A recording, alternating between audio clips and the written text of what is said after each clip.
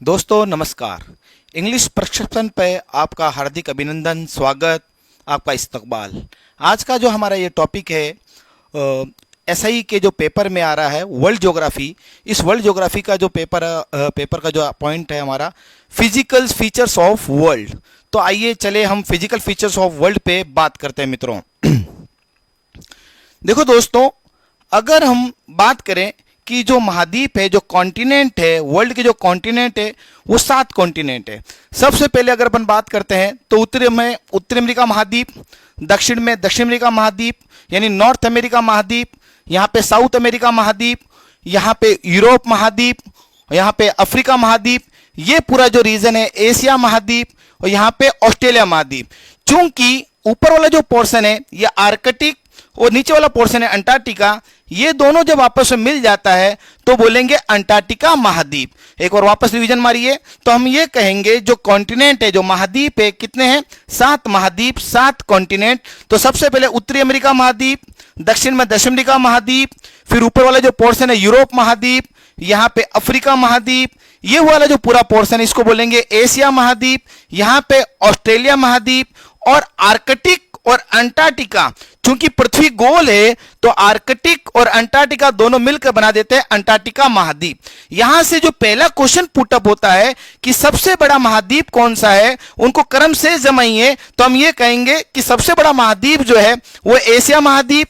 फिर उसके बाद में नंबर 2 पे आता है अफ्रीका महाद्वीप, क्षेत्रफल के अनुसार, एरिया के अनुसार। नंबर 3 पे आता है नॉर्थ अमेरिका महाद्वीप। नंबर 4 पे आता है साउथ अमेरिका महाद्वीप। फिर उसके बाद में आर्कटिक और अंटार्कटिका वाला जो महाद्वीप है वो अंटार्कटिका महाद्वीप जो है ये 5 नंबर पे आता है। 6 नंबर पे अपन बात करते हैं मित्रों जो आएगा यूरोप महाद्वीप। ये जो यूरोप महाद्वीप है 6 नंबर पे आएगा। और 7 नंबर पे कौन आता है मित्रों? ऑस्ट्रेलिया महाद्वीप। यानी सबसे बड़ा जो महाद्वीप है, हम ये चर्चा करें कि सबसे बड़ा महाद्वीप कौन सा हुआ, तो हम ये कहेंगे कि एशिया महाद्वीप जो है ये सबसे बड़ा महाद्वीप है। और सबसे छोटा जो महाद्वीप है हम कहेंगे ऑस्ट्रेलिया महाद्वीप। तो यही दोबारा अगर बात करें तो हम ये कहेंगे कि नंबर 1 एशिया महाद्वीप, फिर उसके बाद में अफ्रीका महाद्वीप, नॉर्थ अमेरिका महाद्वीप, साउथ अमेरिका महाद्वीप, फिर उसके बाद के अंदर अंटार्कटिका महाद्वीप, और उसके बाद में यूरोप महाद्वीप, लास्ट कौन सा हुआ? ऑस्ट्रेलिया महाद्वीप। तो महाद्वीपों के क्रम की हमने बात की। अब अपन बात करते हैं महासागर पे। यानी ये वाला जो पोर्शन है इसको कहते हैं, हम ये कहेंगे प्रशांत महासागर, पैसिफिक ओशियंस। यहां पे जो उत्तर के अंदर है, 0 डिग्री से उत्तर में है तो हम ये कहेंगे उत्तरी प्रशांत महासागर। दक्षिण में है तो उसे कहेंगे दक्षिण प्रशांत महासागर। तो नॉर्थ और साउथ मिलकर बनाते हैं प्रशांत महासागर। तो ये हमारा वाला जो रीजन है ये क्या कहलाएगा? प्रशांत महासागर। फिर यहां वाला जो रीजन है ये क्या कहलाएगा? अटलांटिक महासागर। नॉर्थ में है तो हम कहेंगे नॉर्थ अटलांटिक महासागर, साउथ में है तो हम कहेंगे साउथ अटलांटिक महासागर। दोनों को मिला के बोलेंगे अटलांटिक महासागर। फिर तीसरी अपन बात करते हैं यहां पे तो 5 महासागरों में इंडियन ओशियन, यानी इसको हिंदी में बोलते हैं हिंद महासागर। चूंकि महाद्वीप और महासागर, महाद्वीपों में आर्कटिक और अंटार्कटिका दोनों मिलाकर अंटार्कटिका महाद्वीप बनाते हैं, तो सागर के रूप में दोनों अलग अलग हैं। इनमें सबसे पहले बात करते हैं तो आर्कटिक ओशियंस, फिर उसके बाद में अंटार्कटिका ओशियन। यानी हमने बताया कि कितने महासागर हुए, तो हम कहेंगे पहले प्रशांत महासागर, दूसरा अटलांटिक महासागर, तीसरा हिंद महासागर, चौथा आर्कटिक महासागर, और 5वां अंटार्कटिका महासागर। यानी सबसे बड़ा महासागर के रूप में बात करें तो प्रशांत महासागर सबसे बड़ा है, फिर अटलांटिक महासागर है, फिर उसके बाद में हिंद महासागर है, फिर उसके बाद में हम बात करें तो हम ये कहेंगे कि अंटार्कटिका और फिर आर्कटिक। यानी हम ये बात की जा सकती है ये महासागरों का एक क्या रहेगा? क्रम रहेगा। तो सबसे बड़ा महासागर कौन सा हुआ? प्रशांत महासागर मित्रों। फिर अपन ये चर्चा करते हैं कि अपन जो हमारा जो पैटर्न होगा पढ़ने का, तो सबसे पहले हम ये देख सकते हैं कि जो वर्ल्ड मैप की जो फिजिकल फीचर्स है इसमें ये देखते हैं कि देश क्या है, राजधानियां क्या है, उनके पर्वत क्या है, पठार क्या है, मैदान क्या है, नदियां क्या है, झीलें क्या है, संसाधन क्या है, उन सब के बारे में क्या की जाती है? चर्चा की जाती है। चूंकि दोस्तों ये हमारी एक रैपिड क्लास है, एक रैपिड रिवीजन रिवीजन से एक बहुत फास्ट रिवीजन हमें लेना है, उसी के आधार पे मैं थोड़ा फास्ट चलूंगा मित्रों। तो जरा देखना और समझने की कोशिश करना मित्रों। तो सबसे पहले अपन उठाएंगे उत्तरी अमेरिका महाद्वीप को, फिर अपन बात करेंगे दक्षिण अमेरिका महाद्वीप की, फिर हम बात करेंगे यूरोप महाद्वीप की, फिर हम बात करेंगे अफ्रीका महाद्वीप की, फिर उसके बाद में बात करेंगे एशिया महाद्वीप की, फिर उसके बाद में ऑस्ट्रेलिया महाद्वीप की, यानी कॉन्टिनेंट की। इन कॉन्टिनेंटों के साथ के अंदर बात करेंगे हमारे फिजिकल जो प्रॉपर्टीज है उसके बारे में जानकारी मिली जाएगी। इसी के साथ में हमारे जो इंटरनेशनल जो वाटरवे है, जलमार्ग है, उनके बारे में जानकारी मिल सकती है। साथ ही साथ मुख्य जो रिसोर्सेज है, जो इंडस्ट्रीज है, उनके बारे में भी हमें क्या मिल सकती है, जानकारी मिल सकती है मित्रों। तो हमारा जो पढ़ने का वेव जो होगा, तो हम पहले किसको उठाएंगे, उत्तरी अमेरिका महाद्वीप को, फिर उसके बाद में साउथ अमेरिका महाद्वीप को, फिर उसके बाद में यूरोप महाद्वीप को, फिर उसके बाद में अफ्रीका महाद्वीप को, फिर उसके बाद में एशिया महाद्वीप को, फिर ऑस्ट्रेलिया को उठाया जाएगा। आर्कटिक और अंटार्कटिक को अंतिम में बात की जाएगी। यहां अपन बात करते हैं सबसे पहले मित्रों, तो यहां पे जो उत्तरी अमेरिका महाद्वीप है ये जो उत्तरी अमेरिका महाद्वीप है, यहां पे इस पे चर्चा करते हैं मित्रों। तो सबसे पहले क्या पढ़ते हैं, यहां पे इनके जो देश है उनकी देश की एक थ्रू आउट डिवीजन मार लेते हैं।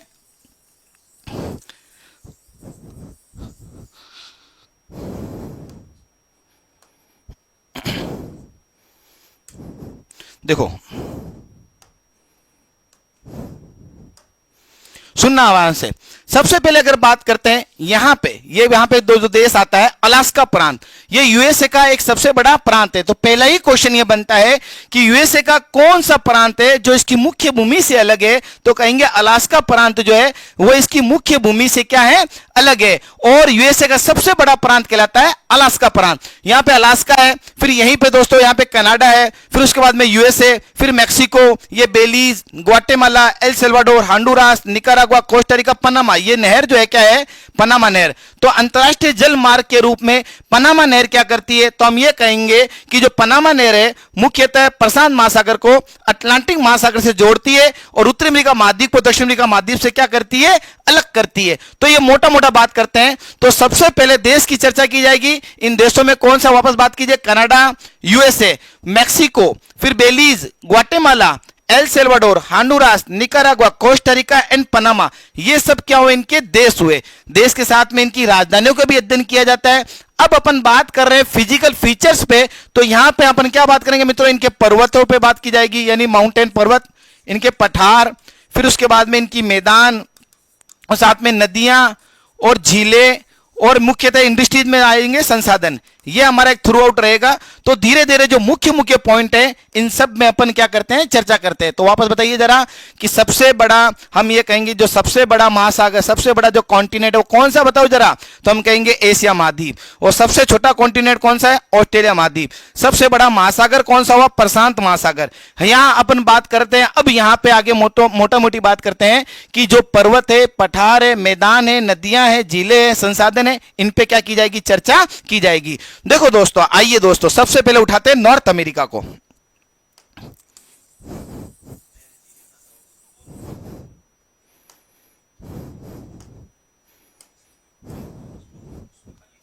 देखो सुनना आराम से मित्रों। सबसे पहले अपन बात करते हैं नॉर्थ अमेरिका की। तो नॉर्थ अमेरिका के जो पर्वत है, पहले इस पॉइंट पे आते हैं, इंपोर्टेंट पर्वत की बात करते हैं। एक थ्रू आउट रैपिडली रिवीजन है। सबसे पहले यहां पे अपन बात करते हैं कि ब्रुक्स रेंज है, फिर अलास्का रेंज है, यहां पे ये देखो कोस्ट पर्वत है, फिर यहां पे कास्केड पर्वत है, फिर उसके साथ में सियरा निवेदा और सियरा माद्रे। तो मोटा मोटा देखो यहां पे ब्रुक्स रेंज, फिर अलास्का रेंज, अलास्का बाद में कोस्ट पर्वत, फिर उसके बाद में यहां पे कास्केड पर्वत, और यहां पे एक अमेरिका का जो मुख्य पर्वत जो पूछा जाता है वो है रॉकीज पर्वत। कुछ याद ना रहे सबसे मोटी बात याद रखनी है कि उत्तरी अमेरिका महाद्वीप में कौन सा पर्वत मिलता है, तो हम कहेंगे रॉकीज पर्वत उत्तरी अमेरिका महाद्वीप में मिलता है। और रॉकीज पर्वत की सबसे ऊंची चोटी होती है माउंट मैकिनले। रॉकीज पर्वत की जो सबसे ऊंची चोटी है माउंट मैकिनले, जिसे देनाली पर्वत भी कहते हैं, जो अलास्का राज्य के अंदर यहां पे क्या होती है, मिलती है मित्रों।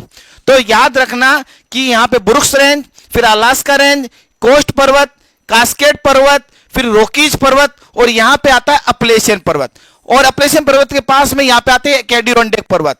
तो याद रखना उत्तरी अमेरिका महाद्वीप के पर्वत कौन कौन से हुए, तो हमने कहा देखो वापस, हमने कहा Brooks Range, Alaska Range, Coast पर्वत, कास्केड पर्वत, रोकीज पर्वत और अपलेशियन पर्वत। इनमें सबसे इंपॉर्टेंट पॉइंट है रोकीज पर्वत। रोकीज पर्वत की सबसे ऊंची चोटी कौन सी है? माउंट मैकिनले, जो अलास्का राज्य में क्या है? अवस्थित है मित्रों। तो याद रखना, आपसे एक क्वेश्चन पूछा जा सकता है यहां पे कि रोकीज पर्वत या अपलेशियन पर्वत कहां मिलता है? तो हम कहेंगे उत्तरी अमेरिका महाद्वीप के अंदर मिलता है। फिर उसी बाद में पर्वतों के साथ में हम बात करेंगे मित्रों यहां पे पठार की। तो इन पठारों में सबसे महत्वपूर्ण बात ये आती है ये देखो, यहां पे इस जगह पे अगर अपन चर्चा करते हैं मित्रों, देखो फिर यहां पे पठार की बात करते हैं तो यहां पे ये जो कनाडा राज्य है, इस कनाडा में यूकोन का पठार इस जगह पे प्रेजेंट है। यूकोन का पठार क्या प्रेजेंट मित्रों? यूकोन राज्य में क्या है? यूकोन का पठार है। इस जगह पे कौन सा पठार है? यूकोन का पठार है। फिर यहां पे कनाडा के ही प्रांत के अंदर ब्रिटिश कोलंबिया का पठार है। कौन सा पठार है? ब्रिटिश कोलंबिया का पठार है। और अमेरिका में आते हैं, ये देखो कोलोराडो का पठार है, कोलोराडो का पठार। और यहीं पे इस जगह पे अगर अपन बात करते हैं, देखो लेब्राडोर राज्य में कनाडा के, तो लेब्राडोर का पठार है। और मैक्सिको में मैक्सिको का प्लेट्यूज है।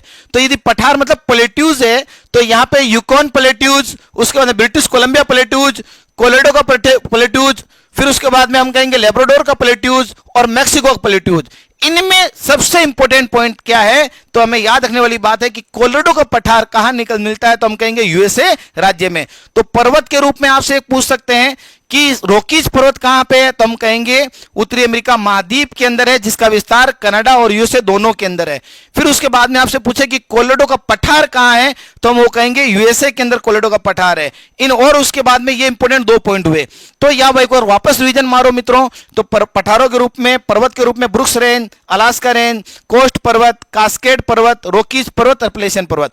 पठार के रूप में अपन बात करते हैं तो यूकोन का पठार, ब्रिटिश कोलंबिया का पठार, फिर उसके बाद कोलोराडो का पठार, फिर उसके बाद में लेब्राडोर का पठार और यहां पे मैक्सिको पठार। ये पठार हुए। फिर पठार के साथ के अंदर, चूंकि मैं बार बार ये कह रहा हूं, ये हमारी एक रैपिडली क्लास है, फास्ट क्लास है, एक रिवीजन क्लास है। इस रिवीजन क्लास के लिए मैं आपसे थोड़ा सा फास्ट चल रहा हूं ताकि आपका जल्द से जल्द क्या हो? रिवीजन हो मित्रों। तो आइए दोस्तों, हम ये बात करते हैं। उसके बाद के अंदर इनकी झीलों की बात की जाती है कि यहां पे नॉर्थ अमेरिका महाद्वीप में कौन कौन सी झीलें मिलती है।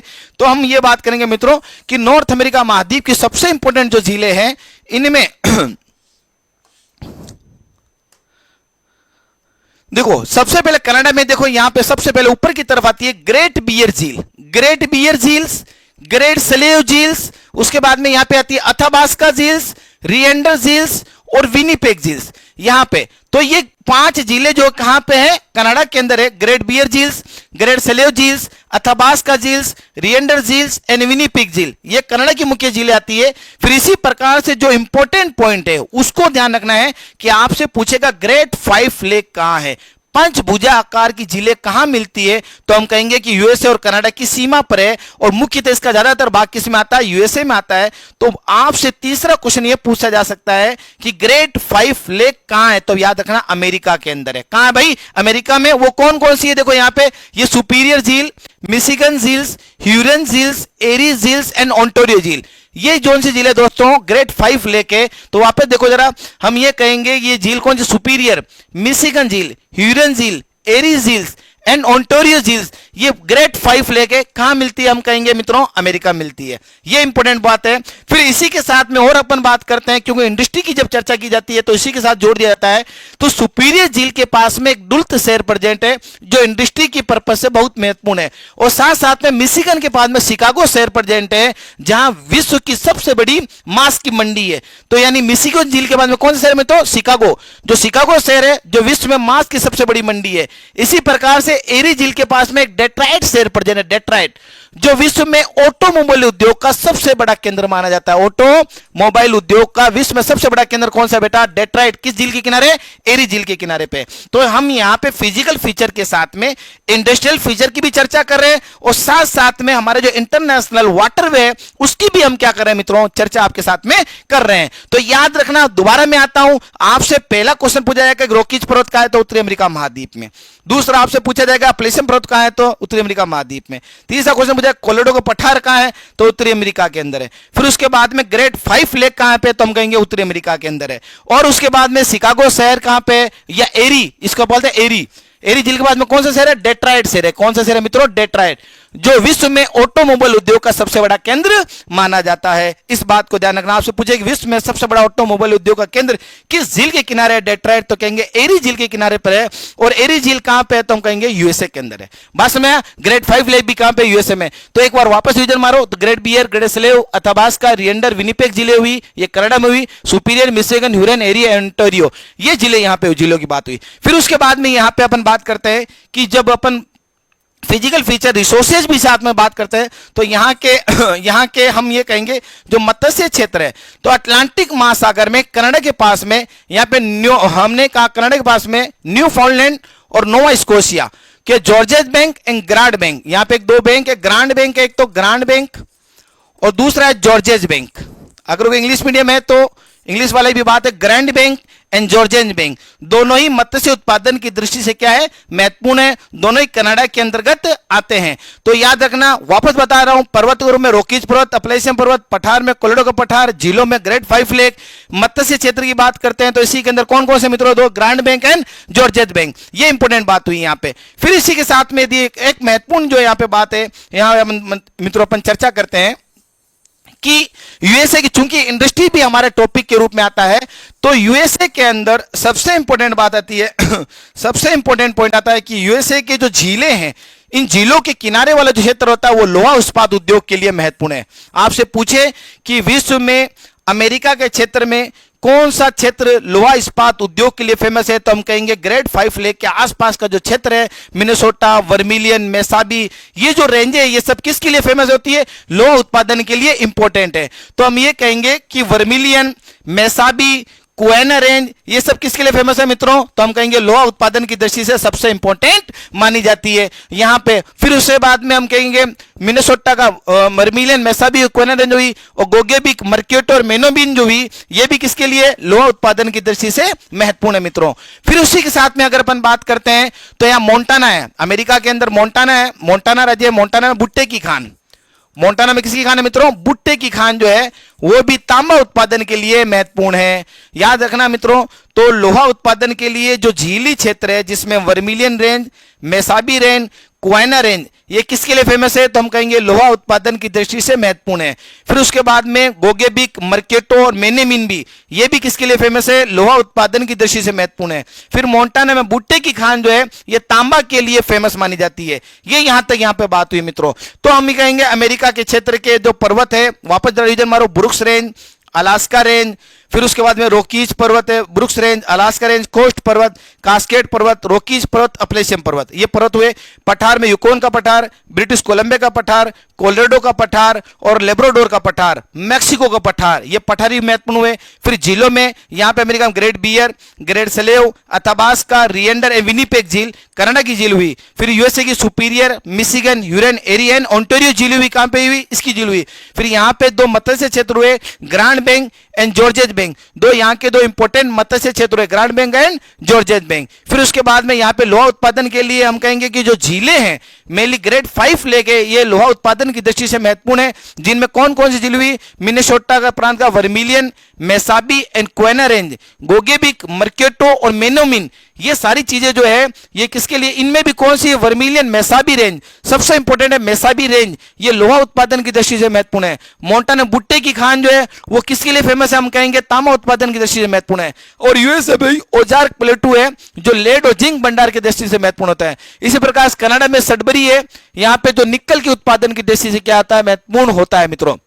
यहां पे आगे बात करते हैं, यहीं पर भी यहां पे साथ में जब अपन इंटरनल वे की बात करते हैं तो यहां पे दो जल संधियां भी आती है, एक का नाम है बेरिंग जल संधि है, एक तो बेरिंग जल संधि और दूसरी है युकाटन जल संधि। यहां पे युकाटन जल संधि, यहां पे युकाटन जल संधि। तो याद रखना, बेरिंग जल संधि जो है ये अलास्का को, ये वाला भाग है रसिया, वो वाला पार्ट, ये वाला जो पार्ट है यानी अलास्का को रसिया से अलग करने वाली जल संधि कौन सी हुई, हम कहेंगे बेरिंग जल संधि जो है, बेरिंग जल संधि अलास्का को रसिया से अलग करती है और उसके बाद में बेरिंग सागर को, चुस्की सागर को बेरिंग सागर से क्या करती है, जोड़ती है। कौन सी जल संधि, बेरिंग जल संधि। फिर युकाटन जल संधि जो है हम कहें मैक्सिको को क्यूबा से क्या करती है, अलग करती है, मैक्सिको खाड़ी को कैरिबियन सागर से क्या करती है, जोड़ती है। कौन सी जल संधि बेटो, युकाटन जल संधि।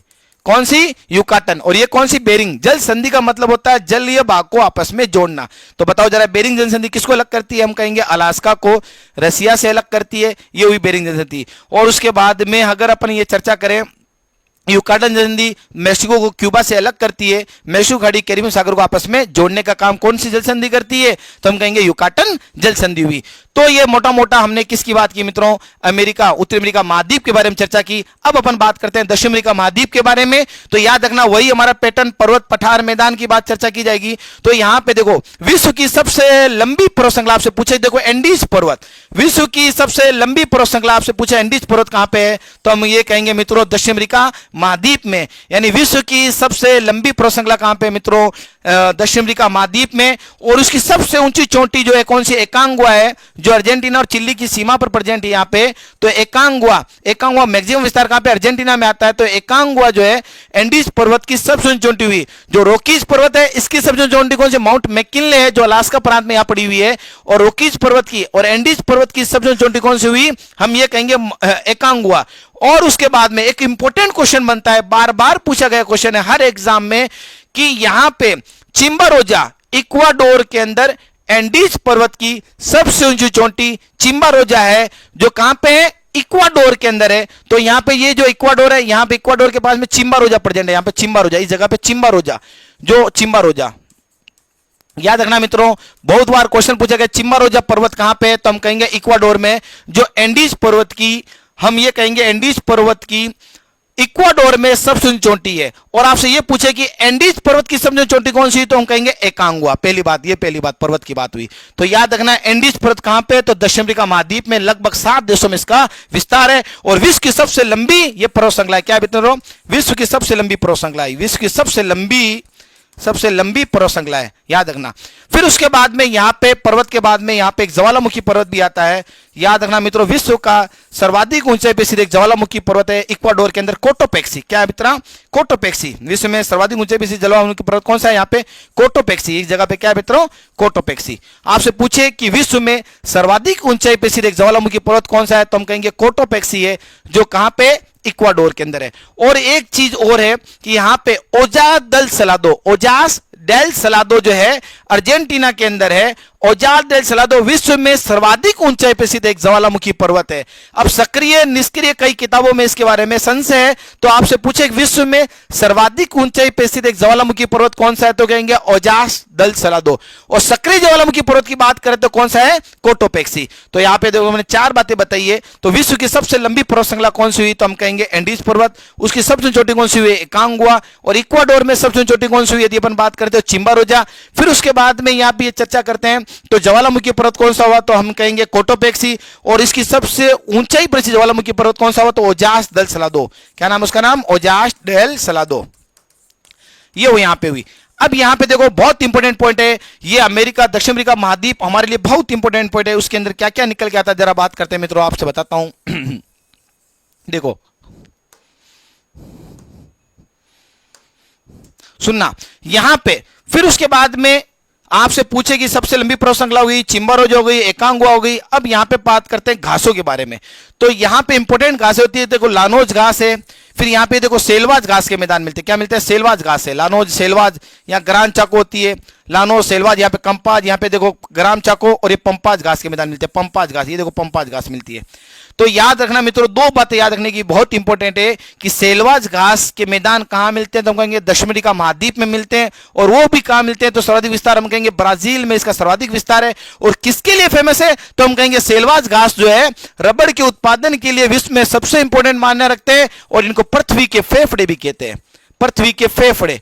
कि सेलवाज घास बेस है, अमेजन बेसिन को, सेलवाज घास के मैदान को तो क्या कहते हैं? पृथ्वी के फेफड़े। तो याद रखना 5 प्रकार की घासें मिलती है दक्षिण अमेरिका महाद्वीप में, लानोज, सेलवाज, कंपाज, ग्रांड चाको और पंपाज। 2 याद रखनी है, एक तो सेलवाज घास किसके लिए? रबड़ के लिए। और लास्ट है यहां पे एक पंपाज घास मिलती है। क्या मिलती है मित्रों? पंपाज घास मिलती है। ये पंपाज घास किसके लिए फेमस होती है? तो हम कहेंगे गेहूं के उत्पादन की दृष्टि से विश्व में सबसे इंपॉर्टेंट स्थान रखती है। तो विश्व में गेहूं के उत्पादन की, ये भी एक इंडस्ट्रीज है, तो गेहूं के उत्पादन की दृष्टि से, अब एग्रीकल्चर इंडस्ट्रीज है, तो गेहूं के उत्पादन की दृष्टि से इंपॉर्टेंट घास कौन सी हुई? तो हम कहेंगे दोस्तों पंपाज। और यहां पे कनाडा यूएसए में कौन सी घास मिलती है? प्रेरीज घास मिलती है। क्या मिलती है मित्रों? प्रेरीज घास। तो याद रखना ये भी एक शीतोष्ण कटिबंधीय घास होती है जो किसके लिए फेमस होती है? गेहूं के लिए फेमस होती है। तो याद रखना, तो गेहूं के लिए मैं बार बार बात करूंगा आपके साथ में, जो गेहूं के लिए प्रेरीज घास के मैदान, अर्जेंटीना में कौन सी घास? पंपाज घास के मैदान। और सेल्वाज घास किसके लिए होती है? रबड़ के उत्पादन के लिए। पंपाज किसके लिए होती है? हम कहेंगे गेहूं के उत्पादन की दृष्टि से महत्वपूर्ण है। तो याद रखना, विश्व के सबसे लंबी पर्वत श्रृंखला एंडीज पर्वत, उसकी सबसे चोटी कौन सी हुई? एकांगुआ। और यहां पे सक्रिय ज्वालामुखी पर्वत कौन सा? कोटोपेक्सी। चिंबारोजा एंडीज पर्वत की इक्वाडोर में सबसे चोटी हुई। फिर यहां पे घासों में कौन कौन सी घास हुई? लानोज हुई, सेल्वाज हुई, कंपाज, ग्रांचाको, पंपाज। तो हमें याद रखने वाली बात कौन सी है? एक तो सेल्वाज और दूसरी पंपाज। सेल्वाज घास किसके लिए होती है? रबड़ के उत्पादन के लिए। पंपाज घास किसके लिए होती है? यदि अपन बात करते हैं मित्रों, गेहूं के उत्पादन की दृष्टि से महत्वपूर्ण होती है। और इस अमेजन बेसिन में जो सेल्वाज घास के मैदान, उन्हें पृथ्वी के फेफड़े के रूप में भी जाना जाता है। फिर उसके बाद में दक्षिण अमेरिका महाद्वीप में इंपॉर्टेंट बात यह होती है कि यहां पे जलप्रपात है जिसका नाम है जलप्रपात, वाटरफॉल्स, जलप्रपात। कौन सा मित्रों? एंजल जलप्रपात है। क्या है दोस्तों? एंजल जलप्रपात। आपसे पूछे विश्व में सर्वाधिक ऊंचाई पे स्थित जलप्रपात कौन सा हुआ? एंजल जलप्रपात हुआ। कौन सा मित्रों? एंजल जलप्रपात विश्व में सर्वाधिक ऊंचाई पे स्थित जलप्रपात है, जो ओरिनिको नदी की सहायक नदी केरो पर प्रेजेंट है। कौन सा जलप्रपात? हम कहेंगे एंजल जलप्रपात। तो विश्व की सबसे लंबी पर्वत श्रृंखला एंडीज पर्वत। विश्व का सर्वाधिक ऊंचाई पर स्थित ज्वालामुखी पर्वत सक्रिय कोटोपेक्सी। ऊंचाई पर स्थित ज्वालामुखी पर्वत औजार दल सलादो। घासों में कौन सी? लानोज, सेल्वाज और पंपाज, दो को याद रखना होता है। सबसे ऊंचा जलप्रपात कौन सा हुआ? एंजल जलप्रपात हुआ। फिर उसके साथ के अंदर विश्व का सबसे सूक्ष्म मरुस्थल, मरुस्थल अगला पॉइंट हमारा आएगा। कौन सा बेटा? मरुस्थल। मैं बार बार ये कहता हूं कि एक रैपिड क्लास है, एक रिवीजन क्लास है, और लगातार इसको स्पीडली ऐसे बता रहा हूं क्योंकि हमने ये पहले पढ़ा रखा है और इसको रिवीजन के रूप में हम लोग भाग ले रहे हैं। तो याद रखना, यहां पे कौन से अगर बात करें कि अटाकामा मरुस्थल, विश्व का सबसे सूक्ष्म मरुस्थल कौन सा मित्रों? अटाकामा। क्या नाम है? अटाकामा मरुस्थल, जो कहां पे? पेरू और चिली की सीमा पर प्रेजेंट है। अटाकामा मरुस्थल कहां है? पेरू प्लस चिली की सीमा पर है। तो विश्व का सबसे सूक्ष्म मरुस्थल कौन सा हुआ? अटाकामा मरुस्थल हुआ, जो कहां प्रेजेंट है? पेरू और चिली की सीमा पर प्रेजेंट है। अरिका विश्व का सबसे सूक्ष्म स्थान है, जो कहां प्रेजेंट है? चिल्ली के पास में। यहां पे अरिका शेर प्रेजेंट है। देखो अरिका शेर प्रेजेंट है, जो यहां पे क्या होता है मित्रों? विश्व का सबसे सूक्ष्म स्थान रखता है। तो ये मोटी मोटी बात यहां पे अपन कह रहे हैं। और चिल्ली के अंदर इंडस्ट्री की जब बात की जाती है तो चिल्ली में विश्व में सबसे अधिक तांबा अगर कहां निकलता है तो कहां निकलता है मित्रों? चिल्ली में निकलता है। अब सुनना, मोटा मोटा बात करते हैं कि विश्व में सबसे अधिक तांबा कहां निकलता है? हम कहेंगे दक्षिण अमेरिका महाद्वीप में निकलता है। दक्षिण अमेरिका महाद्वीप में सबसे अधिक तांबा निकलता है। और दक्षिण अमेरिका महाद्वीप के भी कहां निकलता है मित्रों? चिल्ली में निकलता है। और चिल्ली में भी कहां निकलता है? तो हम कहेंगे इक्विक में निकलता है। और इक्विक में भी कहां निकलता है? चिक्विमाटा में निकलता है। इतना गहराई में जाके चिक्विमाटा। तो याद रखना, विश्व में सबसे बड़ी खान किसकी? तांबे की। तो हम कहेंगे चिक्विमाटा। चिक्विमाटा कहां है? इक्विक में। इक्विक कहां है? चिल्ली में। चिल्ली कहां है? दक्षिण अमेरिका महाद्वीप के अंदर है।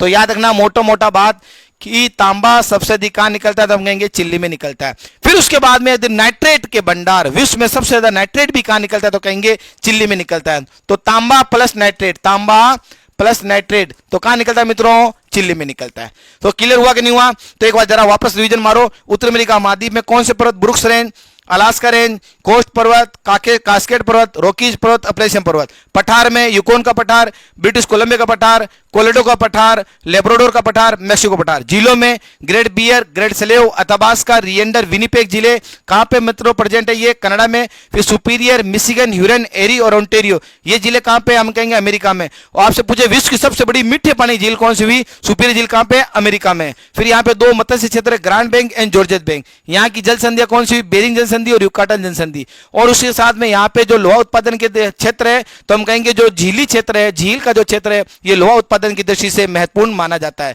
फिर दक्षिण अमेरिका महाद्वीप की बात करें कि सबसे लंबी पर्वत श्रृंखला कौन सी हुई? एंडीज पर्वत हुआ। उसकी सबसे चोटी कौन सी हुई? एकांगुआ हुई। चिंबारोजा इक्वाडोर में एंडीज पर्वत की सबसे चोटी हुई। कोटोपेक्सी एक सक्रिय ज्वालामुखी पर्वत हुआ। औजार दल सलादो भी यहाँ पे ऊंचाई पर ज्वालामुखी पर्वत हुआ। विश्व का सबसे हम ये कहेंगे घासे के रूप में तो सेल्वाज और पंपाज को ध्यान रखना। जो सेल्वाज घास है वो किसके लिए फेमस होती है? तो हम कहेंगे रबड़ के उत्पादन की दृष्टि से महत्वपूर्ण होती है। और उसके बाद में हम ये कहेंगे पंपाज घास किसके लिए फेमस होती है, तो हम कहेंगे गेहूं के उत्पादन की दृष्टि से महत्वपूर्ण होती है। फिर विश्व का सबसे ऊंचाई प्रसिद्ध एक जलप्रपात वाटरफॉल, तो हम कहेंगे एंजल जलप्रपात है। किस नदी पे, तो ओरिनिको की सहायक नदी केरो पे प्रेजेंट है। फिर इसी के साथ के नदी पर मित्रों चर्चा करते हैं कि विश्व का सबसे सूक्ष्म मरुस्थल कौन सा हुआ, अटाकामा मरुस्थल, जो पेरू और चिली की सीमा पर प्रेजेंट होता है। अरिका विश्व का सबसे सूक्ष्म स्थान माना जाता है। रिवीजन करवा दिया मित्रों मैंने साथ साथ में। और यहीं पर यदि अपन बात करते हैं, एक झील है, देखो टिटिका का झील, यहां पे झील मिलती है, टिटिका का झील है, जो पेरू और बोलीविया की सीमा पर प्रेजेंट है। जो विश्व में सर्वाधिक ऊंचाई पे स्थित एक झील कौन सी हुई, टिटिका का झील। तो यानी देखो दक्षिण अमेरिका महाद्वीप इसलिए महत्वपूर्ण होता है कि विश्व की सबसे लंबी पर्वत श्रृंखला यहां मिलती है, विश्व का सबसे सूक्ष्म मरुस्थल यहां मिलता है, विश्व का सबसे ऊंचा जलप्रपात यहां मिलता है, विश्व का सबसे हम कहेंगे कि हम ये कहेंगे कि मित्रों यहाँ पे सबसे ऊंचाई पे स्थित झील यहां मिलती है, टिटिका का झील। तो ये दक्षिण अमेरिका महाद्वीप की मोटी मोटी बातें हुई। तो याद रखना, तांबा और नाइट्रेट चिल्ली में निकलते हैं। तो इंपॉर्टेंट बात है कि चिल्ली जो है विश्व में तांबा उत्पादन की दृष्टि से प्रथम स्थान रखता है। ये इंडस्ट्री वाली बात हो गई। और अगर बात करते हैं कि जल जो इंटरनल वाटरफॉल्स होते हैं, हम ये कहेंगे कि इंटरनल जो जलमार्ग है उनकी यदि अपन बात करते हैं मित्रों, तो यहाँ पे देखो हमने कहा एक तो बेरिंग जनसंधि हुई, युकाटन हुई, यहाँ पे एक मैगेलन जनसंधि है। कौन जनसंधि है बेटा, मैगेलन। क्या नाम है इसका, मैगेलन जनसंधि।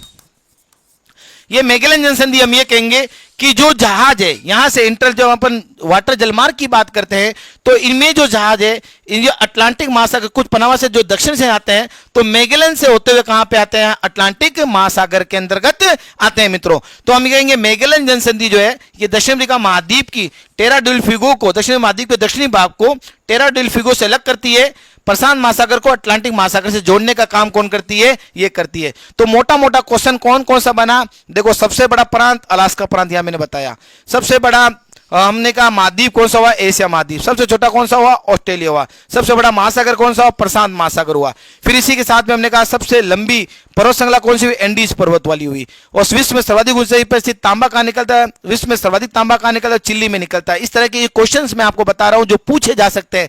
जल संधियों के बारे में पूछा सकता है, तो हम ये कहेंगे बेरिंग, युकाटन, मैगेलन, ये जल संधियां इंपोर्टेंट हुई। और सेलवाज घास के मैदान और पंपाज घास के मैदान, सेलवाज रबड़ के लिए, पंपाज किसके लिए, गेहूं के लिए महत्वपूर्ण माने जाते हैं। अब अपन आगे चर्चा बात करते हैं मित्रों, हमारे पास में समय थोड़ा सा कम है, तो इसलिए मैं थोड़ा रैपिडली चल रहा हूं, आप मुझे सहयोग कीजिए मित्रों, और आगे अपन चर्चा करते हैं। यहां अगर बात करते हैं मित्रों,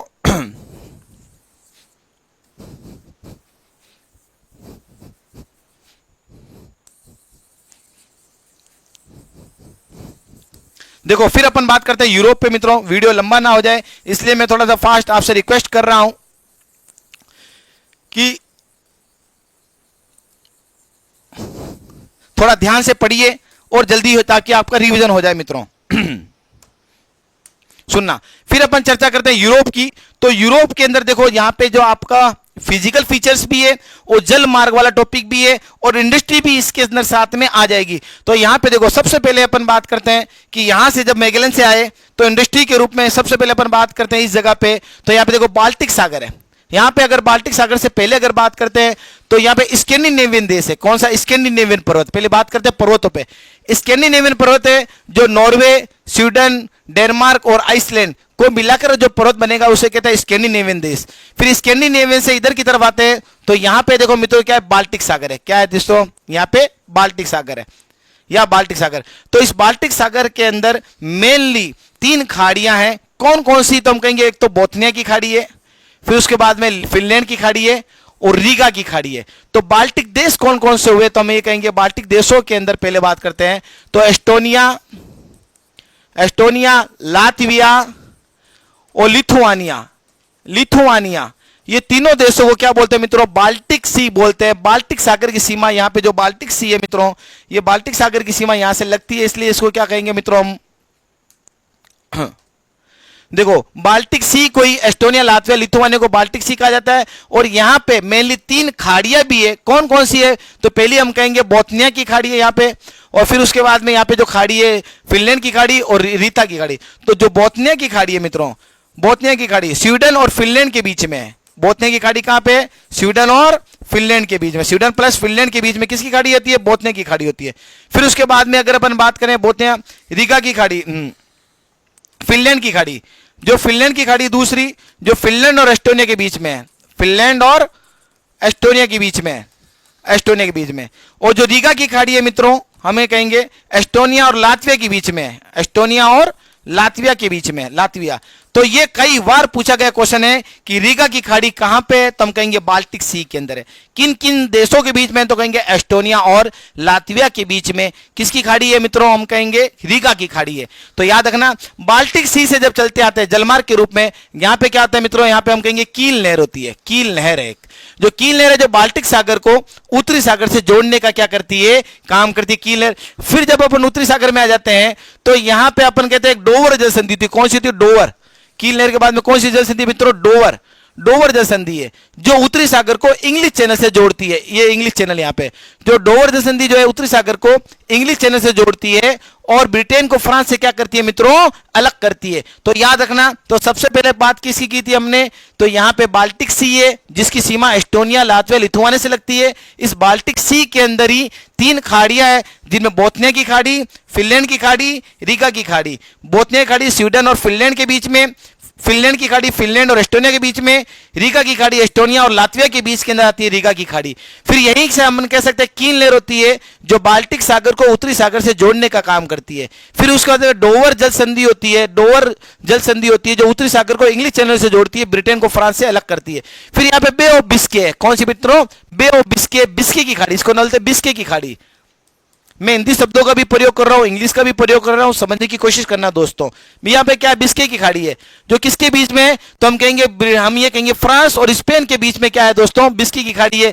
फिर यहां से निकल के जब जाता है वेत्रू, यहां पे आता है जिब्राल्टर जल संधि पे आ गया, जिब्राल्टर पे बिस्के के पानी से निकल के आता है, इंटरनल जो वाटर मार्ग है उसके ऊपर मैं चर्चा कर रहा हूं मित्रों। तो यहां पे क्या, जिब्राल्टर जल संधि, कौन सी मित्रों, जिब्राल्टर जल संधि। देखो ये जिब्राल्टर जल संधि जो है ये क्या करती है, तो हम ये कहेंगे, ये स्पेन को, हम ये कहेंगे स्पेन को मोरक्को से क्या करती है, मोरक्को यहां पे, ये क्या यहां पे मोरक्को, तो स्पेन को मोरक्को से अलग करती है। अटलांटिक महासागर को भूमध्य सागर से जोड़ने का काम कौन करती है, जिब्राल्टर जल संधियां। तो देखो मैंने 3 जल संधि जो वाटर मार्ग है उसके ऊपर भी चर्चा किया है। तो सबसे पहले बाल्टिक सी हुआ, फिर कील नहर हुआ, फिर डोवर जल संधि हुआ, डोवर के बाद में कौन, बिस्के की खाड़ी हुई, बिस्के की खाड़ी बाद में कौन से हुई, जिब्राल्टर जल संधि हुई। ये जिब्राल्टर जो है अटलांटिक महासागर को भूमध्य सागर से जोड़ती है। हम ये कहेंगे स्पेन को मोरक्को से अलग करती है, या यूरोप को अफ्रीका से अलग करने का काम करती है। और यहां पे अपन किसके आगे आ गए, यहां पे भूमध्य सागर में आ गए मित्रों। और यहां से जो क्वेश्चन बनेगा, बहुत इंपॉर्टेंट क्वेश्चन इस बार भूमध्य सागर से बन सकता है, क्योंकि आपको मालूम होगा वर्तमान में ईरान और इजराइल का जो युद्ध चल रहा है उसी से भी रिलेटेड ये टॉपिक हो सकता है। तो हम आगे बात करेंगे मित्रों कि जो भूमध्य सागर है, जब भूमध्य सागर में आ गए अपन यहां पे, तो यहां पे कर्च, यहां पे एक तो देखो ब्लैक सी है, काला सागर है, यहां पे कर्च जल संधि है जो हम कहेंगे, और एक यहां पे तुर्की पास में मरमरा सागर भी है, जो भूमध्य सागर और काला सागर के बीच में मरमरा सागर है, और ब्लैक सी है, काला सागर है, और यहां पे कैस्पियन सागर है। तो ब्लैक सी की सीमा किस किस से लगती है, तो कहेंगे रूस से लगती है, यूक्रेन से लगती है, तुर्की से लगती है, जॉर्जिया से लगती है, रोमानिया से लगती है, बुल्गारिया से लगती है। किसकी सीमा लगती है मित्रों, ब्लैक सी की, काला सागर की सीमा लगती है। और कर्च जल संधि आती है, यहां से भूमध्य सागर से होकर आते हैं तो कर्च जल संधि आती है, यहीं पे रूस है, यहीं पे यूक्रेन है। जो रूस और यूक्रेन को क्या करती है, कर्च जल संधि अलग करती है, काला सागर को एजोव सागर से जोड़ने का काम करती है। तो यहां पे मित्रों, हां फिर हमने अपन बात किया मित्रों, इसी के साथ के अंदर ही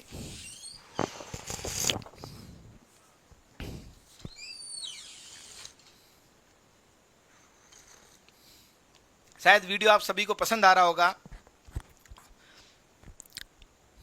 मैं थोड़ा रैपिडली चल रहा हूं मित्रों।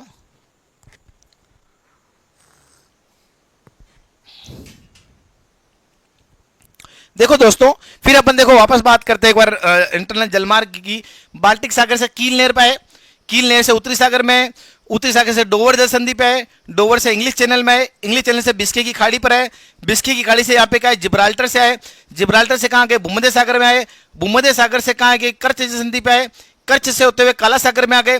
तो काला सागर की सीमा किससे सकती है, रूस से, यूक्रेन से, तुर्की से, फिर जॉर्जिया, रोमानिया, बुल्गारिया से किसी सीमा लगती है, काला सागर की सीमा लगती है। फिर काला सागर यहां पे हुआ, फिर यहां पे देखो अपन बात करते हैं काला सागर, फिर कैस्पियन सागर एशिया में पड़ा जाएगा।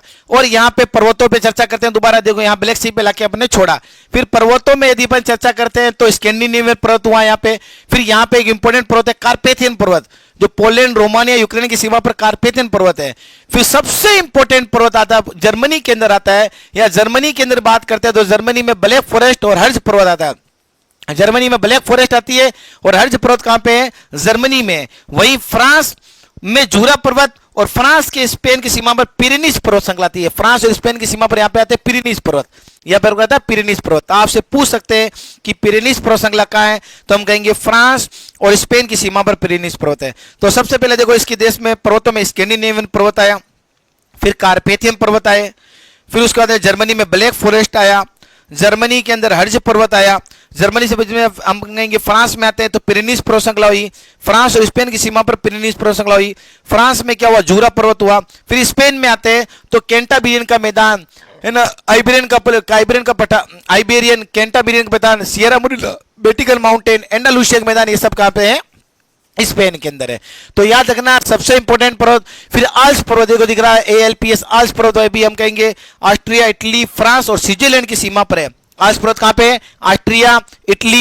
ऑस्ट्रिया, इटली, फ्रांस और स्विट्जरलैंड की सीमा पर कौन सा पर्वत है? तो हम कहेंगे आल्प्स पर्वत है। तो याद रखो मित्रों, फिर दोबारा मैं चर्चा करता हूं इंटरनल जल मार्ग के साथ के अंदर। तो सबसे पहले यहां पे क्या हमने बताया? बाल्टिक सागर है, जिसकी सीमा किससे लगती है? एस्टोनिया, लातविया, लिथुआनिया से लगती है। और इस बाल्टिक सागर में 3 खाड़ियां है। कौन कौन सी? बोथनिया की खाड़ी, फिनलैंड की खाड़ी और रीगा की खाड़ी। बोथनिया की खाड़ी स्वीडन और फिनलैंड के बीच में, फिनलैंड की खाड़ी फिनलैंड और एस्टोनिया के बीच में, रीगा की खाड़ी एस्टोनिया और लातविया के बीच के अंदर है। फिर यहां से किस में है? कील नहर पे है, तो कील नहर बाल्टिक सागर को उत्तरी सागर से जोड़ता है। फिर उत्तरी सागर के अंदर है तो उत्तरी सागर में, फिर उत्तरी सागर डोवर जल संधि पे है, तो उत्तरी सागर को डोवर जैसे उत्तरी सागर को इंग्लिश चैनल से जोड़ती है, ब्रिटेन को फ्रांस से क्या करती है? अलग करती है। फिर इसी के साथ में बे ऑफ बिस्के पे है, बिस्के की खाड़ी पर है, जो ब्रिटेन, जो बिस्के की खाड़ी जो है हम कहेंगे यहाँ पे किसके अलग करती है? फ्रांस और स्पेन को क्या करती है? अलग करती है। फिर यहां से किस पे आते हैं? जल संधि जिब्राल्टर से होते हैं, भूमध्य सागर में है, तो जिब्राल्टर जल संधि है जो अटलांटिक महासागर को भूमध्य सागर से जोड़ती है और स्पेन को किससे अलग करती है मित्रों? मोरक्को को स्पेन से क्या करती है? अलग करती है, या हम कहेंगे यूरोप को अफ्रीका से अलग करती है। फिर यहां से अपन कर्च जल संधि होती है जो काला सागर को एजो सागर से जोड़ती है, रूस और यूक्रेन को क्या करती है? अलग करती है, कर्च जल संधि हुई। और मरमरा सागर है जो भूमध्य सागर और काला सागर के बीच में, यहाँ पे तुर्की के पास में आ जाता है, मरमरा सागर भी आ जाता है। फिर यहाँ पे 2 पर्वत और है, बहुत इंपॉर्टेंट है मित्रों। यहाँ पे पर्वतों के रूप में देखो वापस पढ़ते हैं, स्कैंडिनेवियन पर्वत हुआ, फिर कार्पेथियन पर्वत हुआ, यहाँ पे देखो बताया था मैंने अभी, कार्पेथियन पर्वत हुआ जो पोलैंड, रोमानिया, यूक्रेन पे होता है। फिर उसके बाद में जर्मनी में ब्लैक फॉरेस्ट हुए, जर्मनी में हर्ज पर्वत हुआ, फ्रांस में जूरा पर्वत हुआ, फ्रांस में यमन के फ्रांस स्पेन की सीमा पर पिरेनीज पर्वत हुआ। फिर यहाँ पे स्पेन में आइबेरियन का पठार, सियरा मोरेना, बेटिकन माउंटेन, एंडालुसिया मैदान, कैंटाबिरियन, यहाँ पे कहां पे है मित्रों? स्पेन में। फिर इसी के साथ में आल्प्स पर्वत है जो हम ऑस्ट्रिया, इटली, फ्रांस और स्विट्जरलैंड की सीमा पर आल्प्स पर्वत है। तो मोटा मोटा आपसे पूछ सकते हैं कि बताओ रोकीज पर्वत कहां है? तो हम ये कहेंगे मित्रों उत्तरी अमेरिका महाद्वीप में।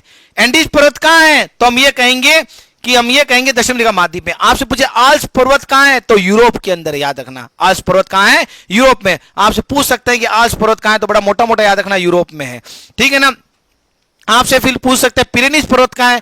तो हम स्पेन और फ्रांस की सीमा पर मोटा मोटा कहेंगे यूरोप में, नहीं तो स्पेन और फ्रांस की सीमा पर पिरेनीज पर्वत श्रृंखला है। फिर यहां से जल संधियां होते हुए हम बार बार आ रहे हैं। फिर देखो एक बार फिर रिवीजन मार लेता हूं, पर्वतों में स्कैंडिनेवियन पर्वत, कार्पेथियन पर्वत, फिर जर्मनी में ब्लैक फॉरेस्ट, हर्ज पर्वत, फिर फ्रांस में जूरा पर्वत, फ्रांस में पिरेनीज पर्वत, स्पेन में सियरा मोरेना, बेटिकन माउंटेन, एंडालुसिया मैदान, कैंटाबिरियन, ये यहाँ पे हुआ। फिर आल्प्स पर्वत हुआ यहाँ पे। फिर यहाँ पे जल के रूप में बाल्टिक सागर, एस्टोनिया, लातविया, लिथुआनिया से लगता है। फिर कील नहर हुई, फिर उत्तरी सागर में, फिर इंग्लिश डोवर जल संधि से इंग्लिश चैनल में, फिर बिस्के की खाड़ी से होते हुए जिब्राल्टर के पास में, फिर जिब्राल्टर से होते हुए कहाँ पे? भूमध्य सागर में, यहाँ पे आके और यहाँ पे अपन ने बात की। तो ये मोटा मोटा किसकी अपन ने चर्चा की दोस्तों? यूरोप के बारे में बात की। अब अपन किसके बारे में बात करते हैं? अफ्रीका महाद्वीप पे आते हैं कि अफ्रीका महाद्वीप पे हम क्या मोटा मोटा कर सकते हैं जिससे क्वेश्चन बन जाए। तो यहां पे देखो मित्रों, अफ्रीका महाद्वीप पे आते हैं। तो इस अफ्रीका महाद्वीप के अंदर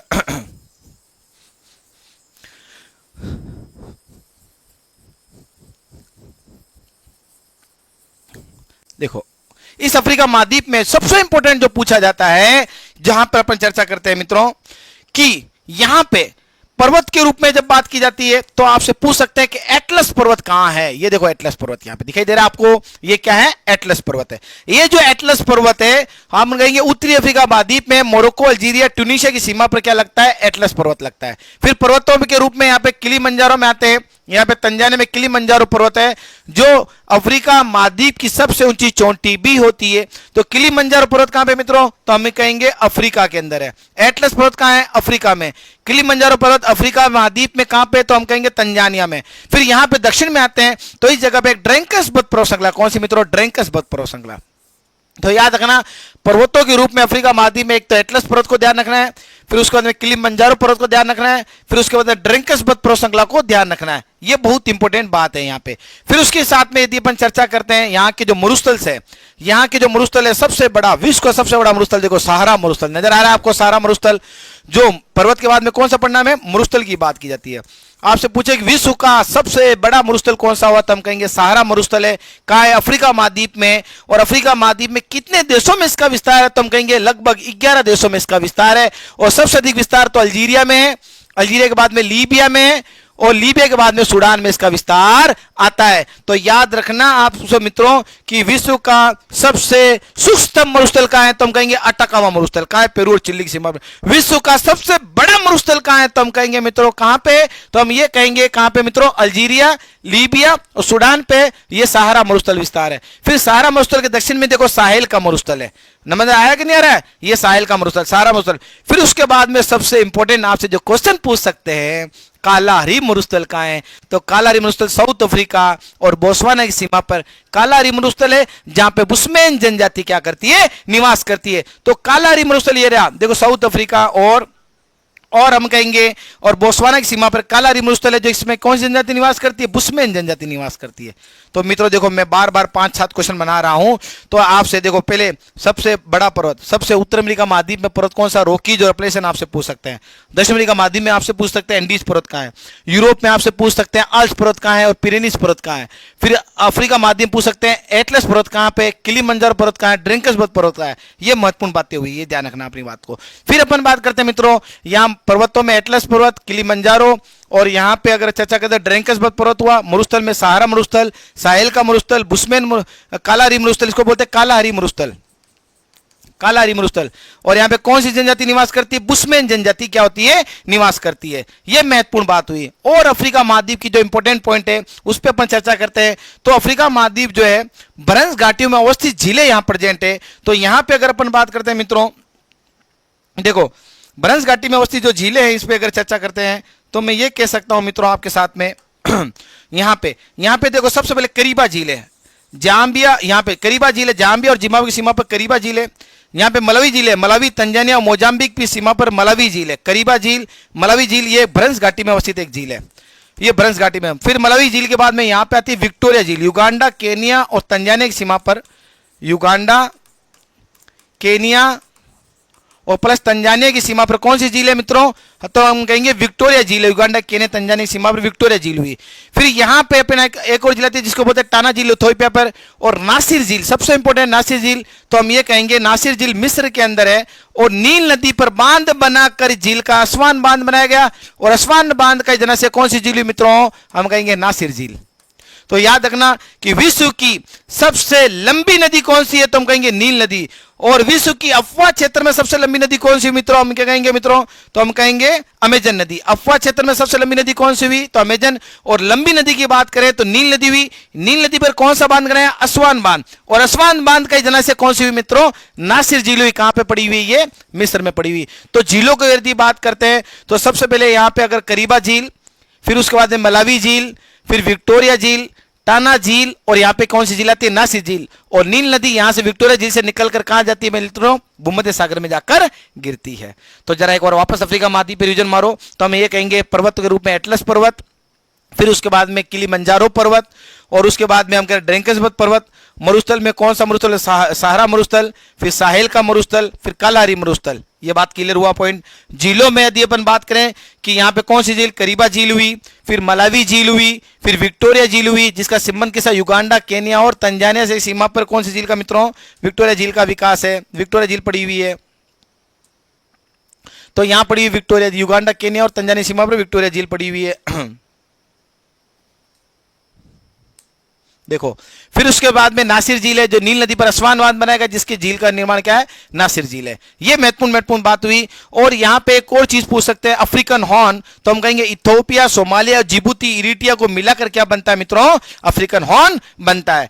चूंकि अपन यहां से भूमध्य सागर में आ गए थे, अब आपके टॉपिक आता है इंटरनल जल मार्ग, अंतरराष्ट्रीय जल मार्ग के रूप में। तो बहुत इंपॉर्टेंट पॉइंट है, यहां पे देखना मित्रों, मैं आपको समझा रहा हूं, यहां पे इस जगह पे बहुत इंपॉर्टेंट पॉइंट है। देखो यहां से आज अपन आएंगे हार्मुज वगैरह पे बात करते हैं, जो करंट अफेयर की बहुत इंपॉर्टेंट बात होगी। यहां पे दोस्तों बात करते हैं कि भूमध्य सागर में जैसे आए अपने जिब्राल्टर को पार करते भूमध्य सागर में आए, भूमध्य सागर से आते हैं, यहां पे एक नहर आती है, स्वेज नहर। क्या आती है, इसका नाम क्या मित्रों, स्वेज नहर है। क्या नहर है, स्वेज नहर है। जो स्वेज नहर जो भूमध्य सागर को लाल सागर से क्या करती है, जोड़ती है और मिस्र के दो भागों को अलग करती है। यानी मिस्र में सिनाई प्रायद्वीप और मिस्र को दो भागों में अलग करने वाली जल संधि कौन सी हुई, स्वेज नहर हुई, जो भूमध्य सागर को लाल सागर से क्या करती है, जोड़ती है। अब आती है लाल सागर। जब अपन यहां से देखो बाल्टिक सागर से पार किए कील नहर, कील नहर से उत्तरी सागर है, उत्तरी सागर से अपन क्या आएंगे, इंग्लिश डोवर जल संधि पे, डोवर से इंग्लिश चैनल पे आए, इंग्लिश बिस्की खाड़ी को पार किया, फिर यहाँ पे जिब्राल्टर जल संधि को पार किया, फिर भूमध्य सागर में आए, फिर भूमध्य सागर से कहा है, स्वेज नहर पे आए। जब स्वेज नहर की जब बात की जाती है, जो स्वेज नहर होती है भूमध्य सागर को लाल सागर से जोड़ती है, मिस्र के दो भागों क्या करती है, अलग करती है। कौन सी जल संधि, स्वेज नहर। और सिनाई प्रायद्वीप को स्थल संधि भी कहते हैं। ये जो सिनाई प्रायद्वीप होता है, अफ्रीका को यूरोप से जोड़ने का काम करता है। यहाँ पे एक सिनाई प्रायद्वीप है, सिनाई प्रायद्वीप जो मिस्र का क्या है, एक भाग माना जाता है। जब लाल सागर में आ जाते हैं तो मित्रों यहां पे देखना, यहां पे बाबल मंडेव जल संधि है। कौन सी, इंटरनल जलमार्ग के रूप में बाबल मंडेव जल संधि है, जो लाल सागर को अदन की खाड़ी से जोड़ती है। यमन को, ये देखो यमन है, और यहां पे जिबूती, यमन को जिबूती से अलग करती है। किसको अलग करती है, यमन को जिबूती से क्या करती है, अलग करती है। यमन को जिबूती से क्या करती है, अलग करती है। कौन सी जल संधि होगी, हम कहेंगे बाबल मंडेव जो है लाल सागर को अदन की खाड़ी से जोड़ती है, यमन को जिबूती से अलग करने वाली जल संधि कौन थी, बाबल मंडेव। और अब वर्तमान में आपने सुना होगा, हूती एक लड़ाके हैं जिनको क्रांतिकारी भी कहते हैं, कोई लोग उनको आतंकवादी भी कहते हैं। तो हूती लड़ाके जो है किस देश से संबंध रखते हैं, तो हम कहेंगे यमन से। आपसे पूछ सकते हैं हूती लड़ाकों का संबंध किस देश से, तो हम कहेंगे यमन से मित्रों। और साथ साथ के अंदर एक और शब्द आपको पूछ रहा होगा, बार बार मिला होगा, हिजबुल्ला। हिजबुल्ला भी ईरान की तरफ से लड़ रहा है, हूती लड़ाके भी ईरान की तरफ से लड़ रहे हैं। तो ये कौन है हिजबुल्ला, तो हिजबुल्ला लड़ाके जो है इनका संबंध है लेबनान से। किससे मित्रा, लेबनान से। तो आपसे पूछ सकते हैं कि हूती लड़ाके, हिजबुल्ला, ये कहां का एक संगठन है, तो हम कहेंगे मित्रों हिजबुल्ला जो है लेबनान का है, और हूती कहां का है, तो हम ये कहेंगे हूती जो है कहां का है, यमन का है। ये बात क्लियर हुआ। तो यहां से देखो जलमार्ग के रूप में है, तो भूमध्य सागर से कहां गए मित्रों, अदन की खाड़ी पे आ गए, और यहां तक हमने बात की। तो अफ्रीका महाद्वीप को हमने पढ़ा है। तो एक बार दोबारा रिवीजन लो। देखो सबसे पहले उत्तर अमेरिका महाद्वीप, फिर साउथ अमेरिका, फिर यूरोप, फिर अफ्रीका। जब चार को लो। देखो सबसे पहले पर्वत, Brooks Range, Alaska Range, Coast पर्वत, कास्केड पर्वत, रॉकीज पर्वत, अपलेशियन पर्वत, ये सब कहां पे है मित्रों, उत्तर अमेरिका महाद्वीप में। फिर यहां पे पठार में यूकोन का पठार, ब्रिटिश कोलंबिया का पठार, कोलोराडो का पठार, लेब्राडोर का पठार, ये सब कहां थे, उत्तर अमेरिका महाद्वीप में। जिले में कौन कौन सी जिले हुई, तो ये 5 Great Bear, Great Slave, Athabasca, Reindeer, Winnipeg जिले, ये सब के कनाडा में। फिर 5 great 5 lakes, Superior, Michigan, Huron, Erie, Ontario, ये ग्रेट 5 लेक्स, ये कहां, अमेरिका के अंदर। फिर इसी के साथ में हमने कहा ये हुई। फिर पनामा नहर, पनामा नहर यहां पे कौन सी, पनामा नहर अटलांटिक महासागर और पैसिफिक महासागर से जोड़ती है। 2 जल संधियां, बेरिंग जल संधि और युकाटन जल संधि हुई। फिर यहां से फिर दक्षिण अमेरिका महाद्वीप में आए। फिर एंडीज पर्वत हुई, एंडीज पर्वत समझो चोटी कौन सी हुई, एकांगुआ, और उसके सबसे सर्वाधिक ऊंचे सक्रिय ज्वालामुखी पर्वत कौन सा मित्रों, हम कहेंगे कोटोपैक्सी, विश्व में सर्वाधिक ऊंचे सक्रिय ज्वालामुखी पर्वत हुआ।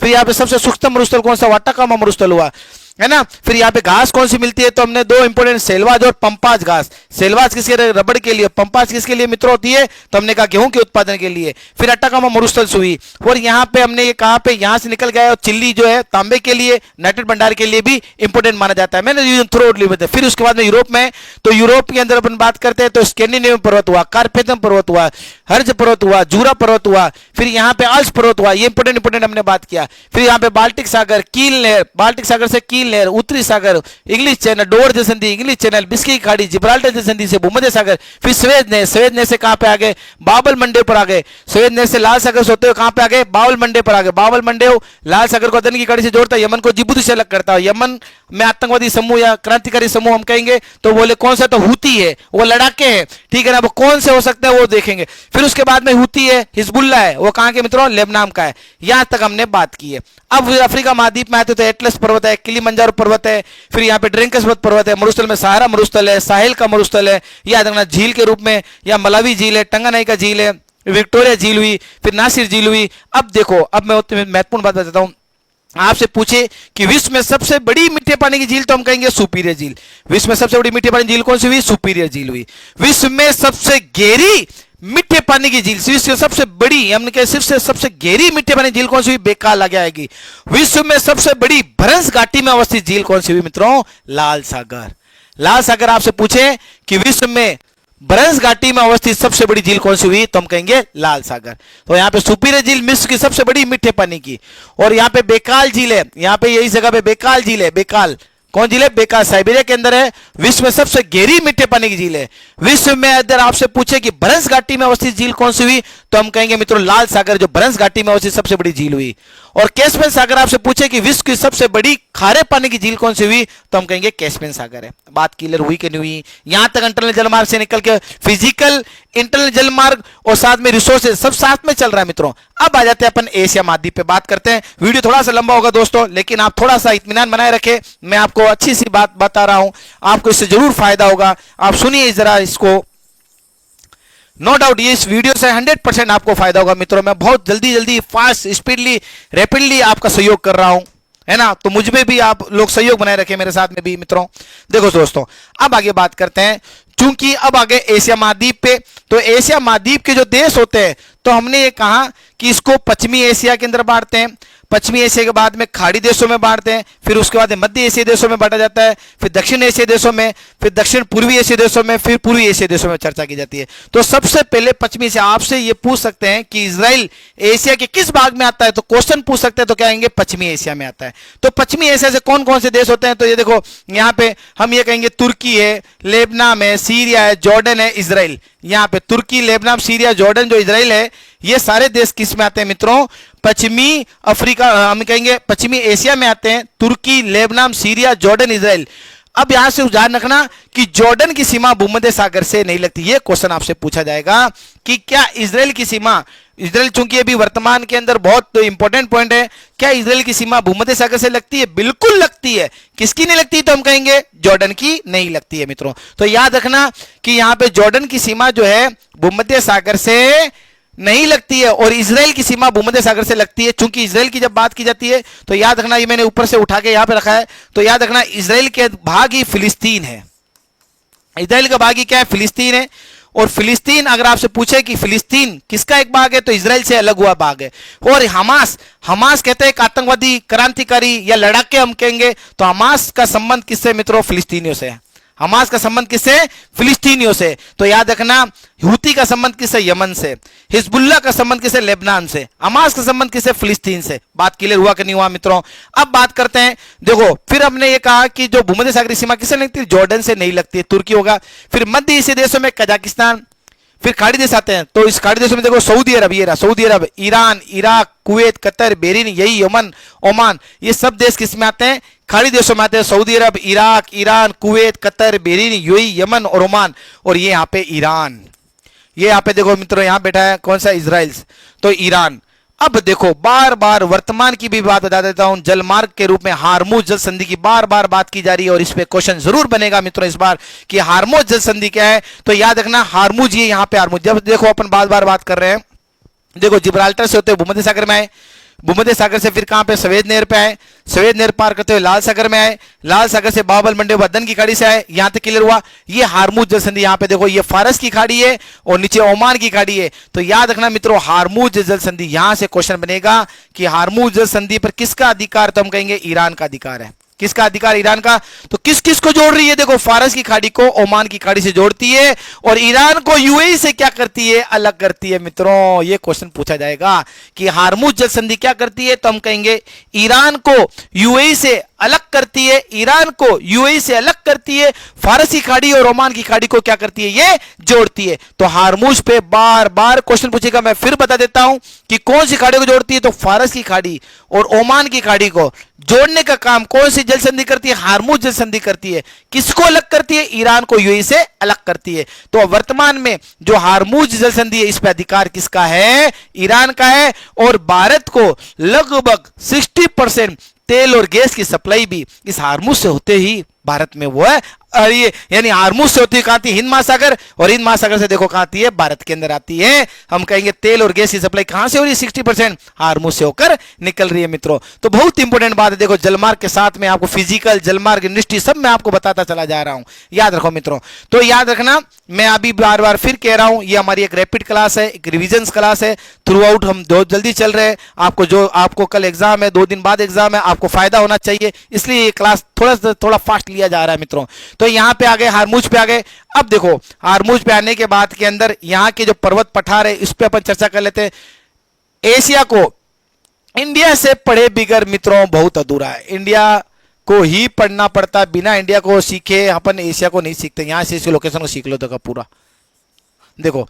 ये जब भारत की चर्चा की जाती है तो भारत के इधर क्या आती है दोस्तों, पाकिस्तान आता है, पाकिस्तान के ऊपर अफगानिस्तान आता है, अफगानिस्तान से ऊपर ईरान आता है, ईरान से तुर्की आता है। सुनो जरा, जब भारत के इधर की तरफ आते हैं तो पाकिस्तान में सुलेमान पर्वत है, किरथर पर्वत श्रृंखला होती है।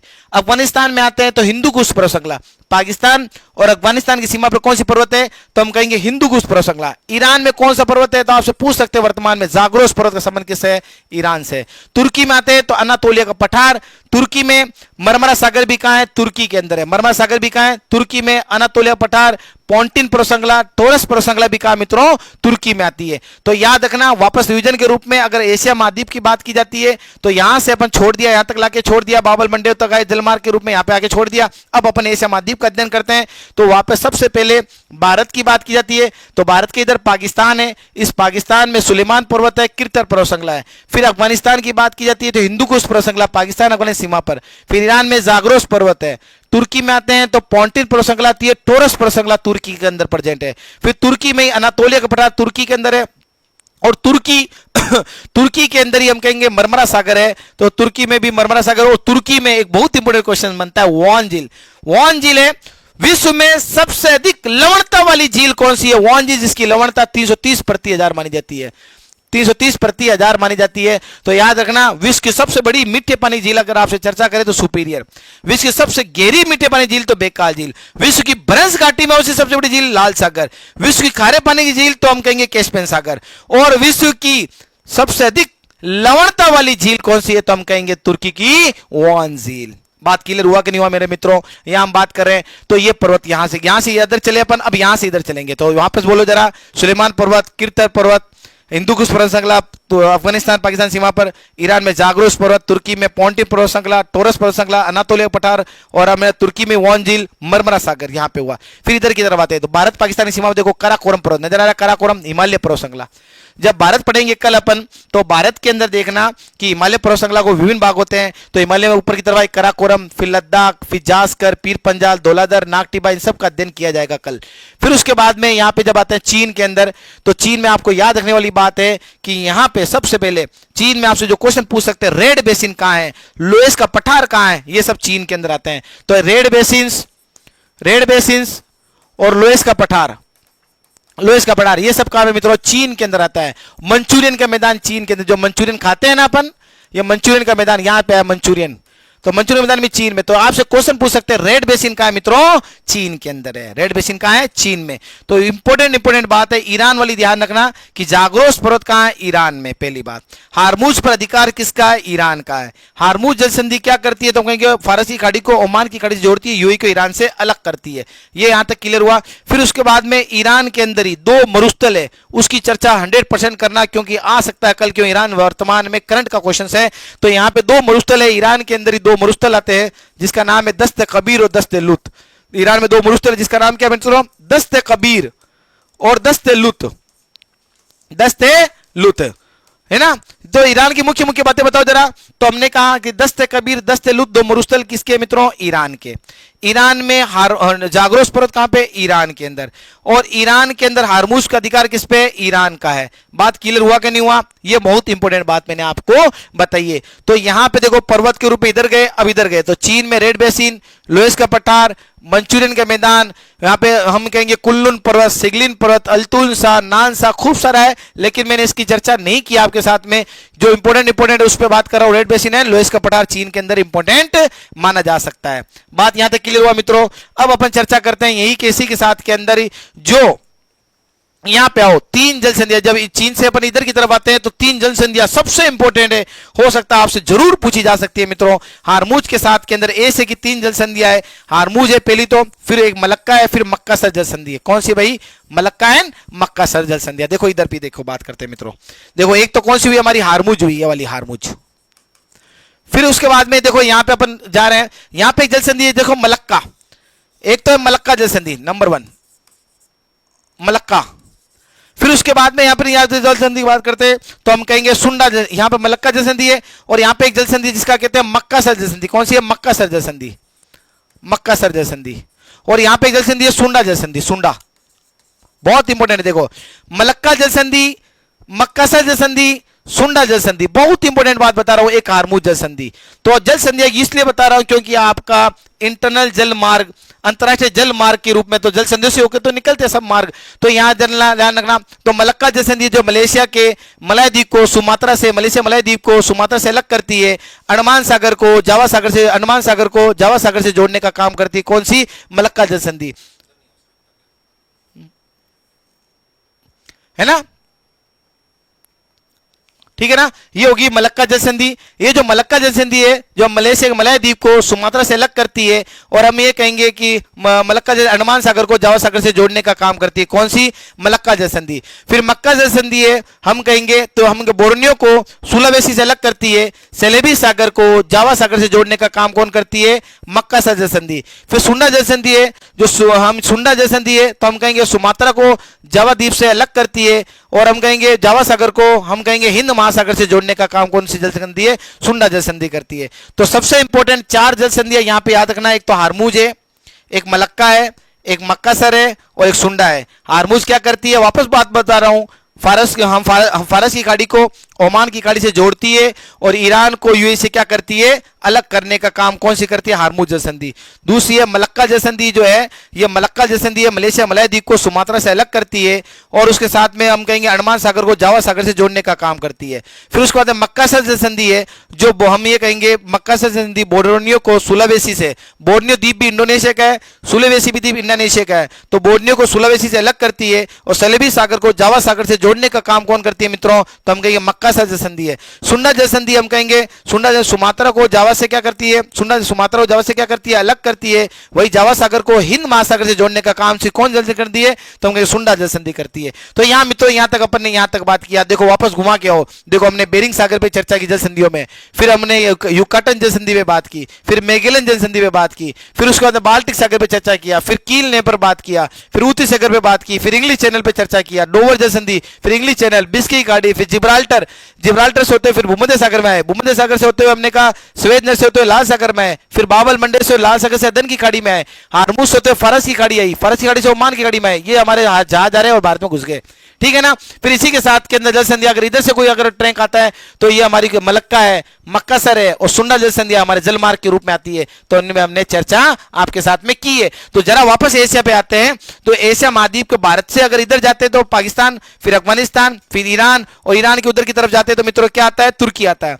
तो इधर पाकिस्तान में सुलेमान पर्वत श्रृंखला है, कृतर पर्वत श्रृंखला, अफगानिस्तान में हिंदुकुश पर्वत श्रृंखला, ईरान में जाग्रोस पर्वत श्रृंखला, तुर्की में पॉन्टिन पर्वत श्रृंखला, टोरस पर्वत श्रृंखला, अनातोलिया पठार, मरमरा सागर, यहां तक खत्म हुआ। फिर इधर की तरफ आते हैं तो भारत और चीन और नेपाल में कराकोरम पर्वत श्रृंखला, जिसको हिमालय का ही भाग है, कराकोरम, लद्दाख, जास्कर, पीर पंजाल, धौलाधर एंड नागटिबा। तो कराकोरम, लद्दाख, जास्कर, पीर पंजाल, दौलाधर, नागटिबा। फिर चीन की तरफ आते हैं तो कुल्लून पर्वत, सेंगलिन पर्वत, अल्तुनसा, नानसा, Red Basin, Sichuan Basin, Manchurian का मैदान। तो ये सब लोएस का पठार, ये सब किस में आते हैं? चीन में आते हैं। तो इंपोर्टेंट रखने वाली बात कौन सी थी? इतना याद रखना, रेड बेसिन कहां है? तो याद रखना लोएस का पठार कहां है? चीन के अंदर है। यहां तक क्लियर हुआ पॉइंट हमारा।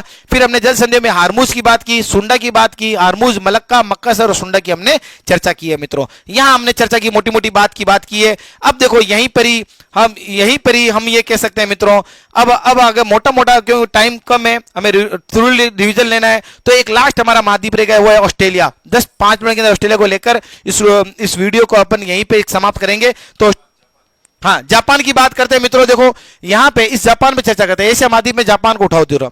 जब जापान को उठाते हैं तो याद रखना, इको में उठाया तो जापान में मुख्य मुख्य 4 द्वीप है। एक तो होक्काइडो है, फिर हांसू द्वीप है, फिर शिकाकू और क्यूशू। इंपोर्टेंट, बहुत इंपोर्टेंट है मित्रों। जापान में 4 द्वीप कौन से? देखो मैं वहां से उठा के यहां लेके आ रहा हूं। मैं वहां से उठा के क्या लेके आ रहा हूं मित्रों? इसको यहां लेके आ रहा हूं, याद रखना। वहां से उठा के क्या लेके आ रहा हूं? यहां पे लेके आ रहा हूं। ये देखो, ये लाल पेन लेते अपन। देखो सबसे पहले होक्काइडो द्वीप है। यहां पे कौन सा द्वीप है? होक्काइडो।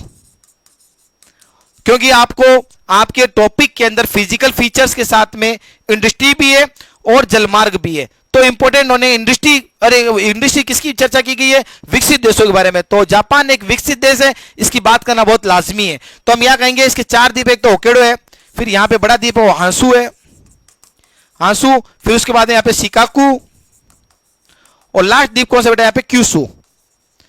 मैं यहां पे रखना का मतलब है कि यहां से उठा के यहां लेके आया हूं। तो होक्काइडो, हांसू, शिकाकू, क्यूशू, इन द्वीपों का समूह क्या मित्रों? जापान है। इन द्वीपों का समूह क्या है? जापान है। तो इनमें हांसू द्वीप आपसे पूछेगी उत्तर से दक्षिण की ओर क्रम बताओ, तो ये है। और हांसू द्वीप की बात करें तो सबसे बड़ा द्वीप कौन सा है? हांसू द्वीप है। इस हांसू द्वीप को मैं उठाता हूं और इसकी बात करता हूं। तो हांसू द्वीप पर देखो सबसे पहले यहां पूछते हैं अबु कुमा का मैदान। अबु कुमा का मैदान, हांसू द्वीप, अबु कुमा का मैदान कहां पे मित्रों? हांसू द्वीप पर, पहली बात। फिर यहां पे किंकी का मैदान, देखो किंकी का मैदान। इस किंकी का मैदान में ओसाका शहर प्रेजेंट है। ओसाका क्या शहर है? किंकी के मैदान में ओसाका शहर, जिसे वस्त्र उद्योग की फेमस होने की वजह से इसे क्या कहते हैं? जापान का मैनचेस्टर कहा जाता है। यानी जो किंकी के मैदान में, हांसू द्वीप के किंकी के मैदान में ओसाका शहर प्रेजेंट है। इंडस्ट्री की बात कर रहा हूं तो ओसाका शहर वस्त्र उद्योग के लिए फेमस होने की वजह से इसे जापान का मैनचेस्टर भी क्या होता है? कहा जाता है। याद रखना मित्रों, जापान का मैनचेस्टर। फिर उसके बाद में यहां पे अपन बात करते हैं तो एक होता है निगाता का मैदान। निगाता का मैदान, इस हांसू द्वीप पे निगाता का मैदान है। और उसके साथ में नोबी का मैदान, लास्ट कौन सा पॉइंट आता है? नोबी का मैदान। ये इसको ऊपर लेता हूं, नोबी का मैदान। देखो नोबी का मैदान, तो नोबी का मैदान के अंदर हम कहेंगे नगोया प्रदेश पड़ जाएंगे। कौन सा है? नगोया प्रदेश, जिसे जापान का डेट्रॉइट कहते हैं मित्रों। और जापान का डेट्रॉइट क्यों कहते हैं नगोया प्रदेश को? क्योंकि ऑटोमोबाइल उद्योग के लिए विश्व में अपना प्रमुख स्थान रखता है। इससे पहले भी अमेरिका में पढ़ा था अपन ने कि एरी झील के पास में डेट्रॉइट शहर प्रेजेंट है, जो ऑटोमोबाइल उद्योग का विश्व में सबसे बड़ा केंद्र है। इसी के साथ के अंदर जापान में भी एक डेट्रॉइट है। कौन सा? नोबी का मैदान में नगोया प्रदेश, जिसे जापान का डेट्रॉइट कहते हैं। क्यों? क्योंकि वह ऑटोमोबाइल उद्योग का सबसे बड़ा केंद्र है।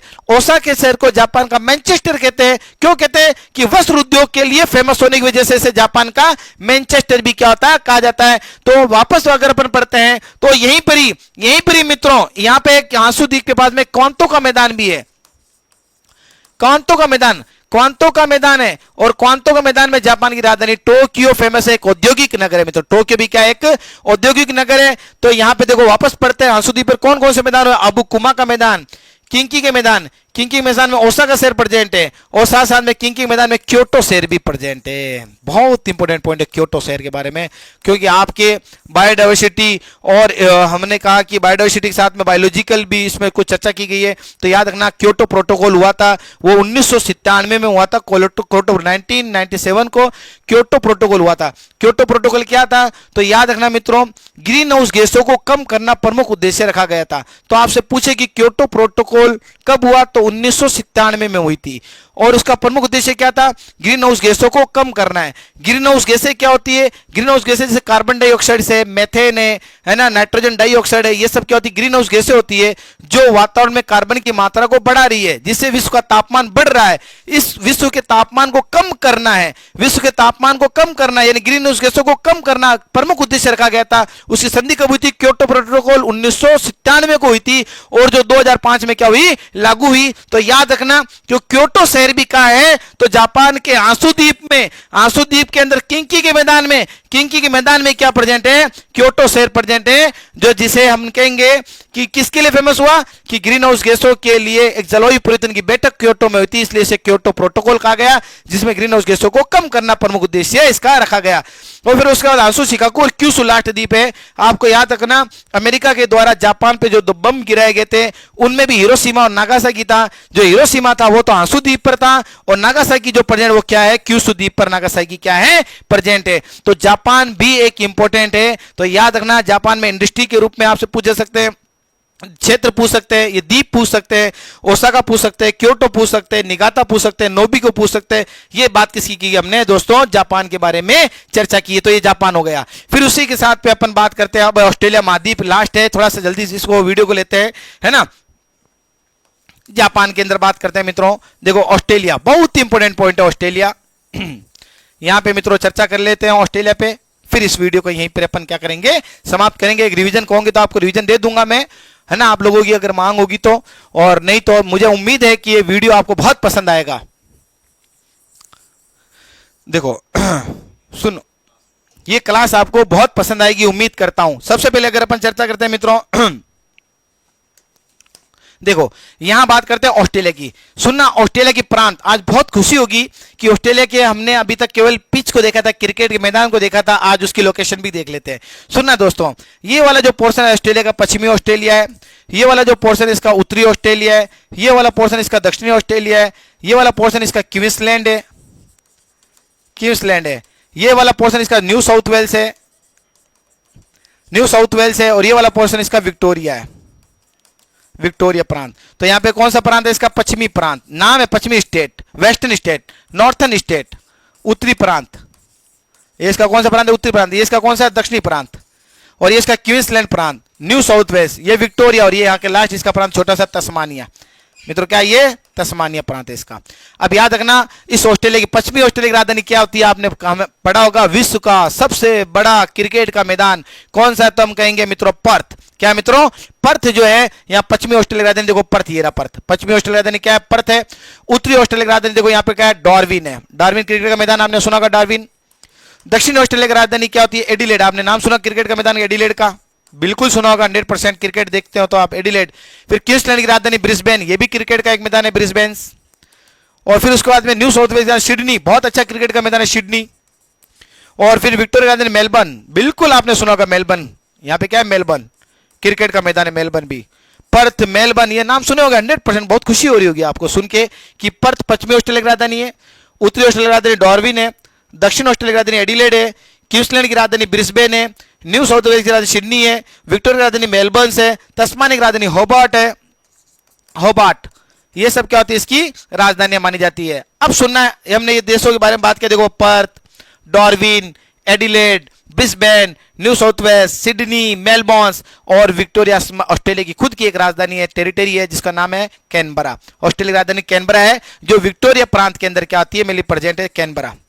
कहां है, कैनबरा, जो विक्टोरिया प्रांत के अंदर क्या मित्रों प्रेजेंट है। यहां तक बात हुई कुमारी बात। अब अपन आगे चर्चा करते हैं कि ऑस्ट्रेलिया के जो फिजिकल रीजन्स है, इन फिजिकल रीजन की यदि अपन बात करते हैं मित्रों, जरा देखो, जरा फिजिकल रीजन पे आ जाते हैं। बहुत इंपॉर्टेंट, आपसे पूछ सकते हैं कि आपसे अभी बता सकता है कि विश्व का सबसे सूक्ष्म मरुस्थल कहां है मित्रों, तो हम ये कहेंगे कि अटाकामा मरुस्थल है। विश्व का सबसे सूक्ष्म मरुस्थल कौन सा है, अटाकामा मरुस्थल। विश्व का सबसे बड़ा मरुस्थल कौन सा है, सहारा मरुस्थल। अब यहाँ पे ऑस्ट्रेलिया को भी क्या कहते हैं, प्यासी भूमि का देश कहते हैं। यहाँ पर भी बहुत मरुस्थल है। इनमें सबसे पहले यदि अपन बात करते हैं तो ग्रेट विक्टोरिया मरुस्थल ऑस्ट्रेलिया का सबसे बड़ा मरुस्थल है। ग्रेट विक्टोरिया मरुस्थल ऑस्ट्रेलिया का सबसे बड़ा मरुस्थल कौन सा है, ग्रेट विक्टोरिया मरुस्थल। फिर यहाँ पे ग्रेट सैंडी मरुस्थल, गिब्सन का मरुस्थल, है ना, ये ऑस्ट्रेलिया में। यहाँ पे डार्लिंग पर्वत श्रृंखला, ये ऑस्ट्रेलिया के अंदर मानी जाती है। उत्तरी ऑस्ट्रेलिया में तनामी का मरुस्थल, दक्षिण ऑस्ट्रेलिया में सिम्पसन का मरुस्थल। तो यहाँ पे कौन सा है, तनामी का मरुस्थल, और यहाँ पे कौन सा है, सिम्पसन का मरुस्थल, सिम्पसन का मरुस्थल। याद रखना। तो सबसे पहली इंपॉर्टेंट बात है कि आपसे पूछे कि ऑस्ट्रेलिया का सबसे बड़ा मरुस्थल कौन सा है, तो हम ये कहेंगे कि ग्रेट विक्टोरिया मरुस्थल ऑस्ट्रेलिया का सबसे बड़ा मरुस्थल है। फिर ग्रेट सैंडी मरुस्थल, गिब्सन का मरुस्थल, तलामी मरुस्थल, सिम्पसन का मरुस्थल, ये इंपॉर्टेंट बात हुई। अब इनमें सबसे इंपॉर्टेंट जो क्वेश्चन आ सकता है कि यहां पे विश्व की सबसे बड़ी परवाल भित्ति ग्रेट बैरियर रीफ, ये ग्रेट बैरियर रीफ विश्व की सबसे बड़ी प्रवाल भित्ति, अवरोधक प्रवाल भित्ति कहां मिलती है? तो पूर्वी ऑस्ट्रेलिया, हम कहेंगे पूर्वी ऑस्ट्रेलिया में अवरोधक प्रवाल भित्ति। देखो सुनना, प्रवाल भित्ति, विश्व की सबसे बड़ी प्रवाल भित्ति क्या होते हैं? प्रवाल। तो हम कहेंगे कि ये मूंगा होती है, मूंगा चट्टान होती है। मूंगा क्या होती है? तो थोड़ा बॉटनी में ले जाता हूं कि ये सिलेंटेट्रा वर्ग होता है। इस सिलेंटेट्रा वर्ग में समुद्री जीव होते हैं परवाल, जिसको बोलते हैं हम ग्रेट बैरियर रीफ बोला जाता है। परवाल होती है, मूंगा चट्टान होती है। समुद्री जीव में हम क्या आपस में इकट्ठे होकर एक दीवार सी बन जाती है, जिसको बोलते हैं ग्रेट बैरियर रीफ। तो पूर्वी ऑस्ट्रेलिया के अंदर मिलती है। तो विश्व की सबसे बड़ी अवरोधक प्रवाल भित्ति कहां मिलती है? हम कहेंगे ग्रेट बैरियर रीफ ऑस्ट्रेलिया में मिलती है। याद रखना। और ऑस्ट्रेलिया में भी कहां? पूर्वी ऑस्ट्रेलिया। आपसे क्वेश्चन पूछा जाएगा पश्चिमी ऑस्ट्रेलिया, उत्तरी ऑस्ट्रेलिया, दक्षिणी ऑस्ट्रेलिया या पूर्वी ऑस्ट्रेलिया। तो हम क्या कहेंगे कि पूर्वी ऑस्ट्रेलिया में विश्व की सबसे बड़ी प्रवाल भित्ति मिलती है। कहां मिलती है दोस्तों? पूर्वी ऑस्ट्रेलिया में मिलती है। तो याद रखना, ऑस्ट्रेलिया की देखो बात, बड़ी बड़ी बात करें तो ग्रेट विक्टोरिया मरुस्थल, ग्रेट सैंडी मरुस्थल है ना, फिर उसके बाद में गिब्सन का मरुस्थल, तनामी मरुस्थल, सिम्पासन का मरुस्थल, ग्रेट बैरियर रीफ, और यहाँ पे एक पर्वत श्रृंखला जिसके बोलते हैं great dividing range. Great dividing range की सबसे चोटी होती है माउंट कोसियस्को। माउंट कोसियस्को, यहाँ पे माउंट कोसियस्को है। ये ग्रेट डिवाइडिंग रेंज की सबसे चोटी कौन सी होती है? Great dividing. आपसे पूछे ग्रेट डिवाइडिंग रेंज क्या है? तो पूर्वी ऑस्ट्रेलिया में great dividing range. Great dividing range कहां है मित्रों? पूर्वी ऑस्ट्रेलिया के अंदर है। पूर्वी ऑस्ट्रेलिया में ग्रेट डिवाइडिंग रेंज होती है। और ऑस्ट्रेलिया को प्यासी भूमि का देश कहते हैं। यहाँ पे 2 जल संधियां भी मिलती है, आप देख रहे होंगे। इस उत्तर वाली बात की अपन बात करते हैं मित्रों, 2 जल संधियां यहाँ पे है। बहुत इंपॉर्टेंट पॉइंट है ग्रेट विक्टोरिया ऑस्ट्रेलिया भी। और इसी के साथ में एक न्यूजीलैंड और बता के इस टॉपिक को यहीं पर अपन क्या करेंगे मित्रों? समाप्त किया जाएगा। तो यहाँ पे मित्रों अगर अपन बात करते हैं कि देखो यहाँ पे एक तो टोरस जल संधि, देखो क्या है? टोरस जल संधि। दूसरी यहाँ पे बास जल संधि। जो टोरस जल संधि होती है ये अराफुरा सागर को कोरल सागर से जोड़ती है और पापा न्यू गिनी को क्वींसलैंड से क्या करती है? अलग करती है। कौन सी संधि है? टोरस जल संधि है।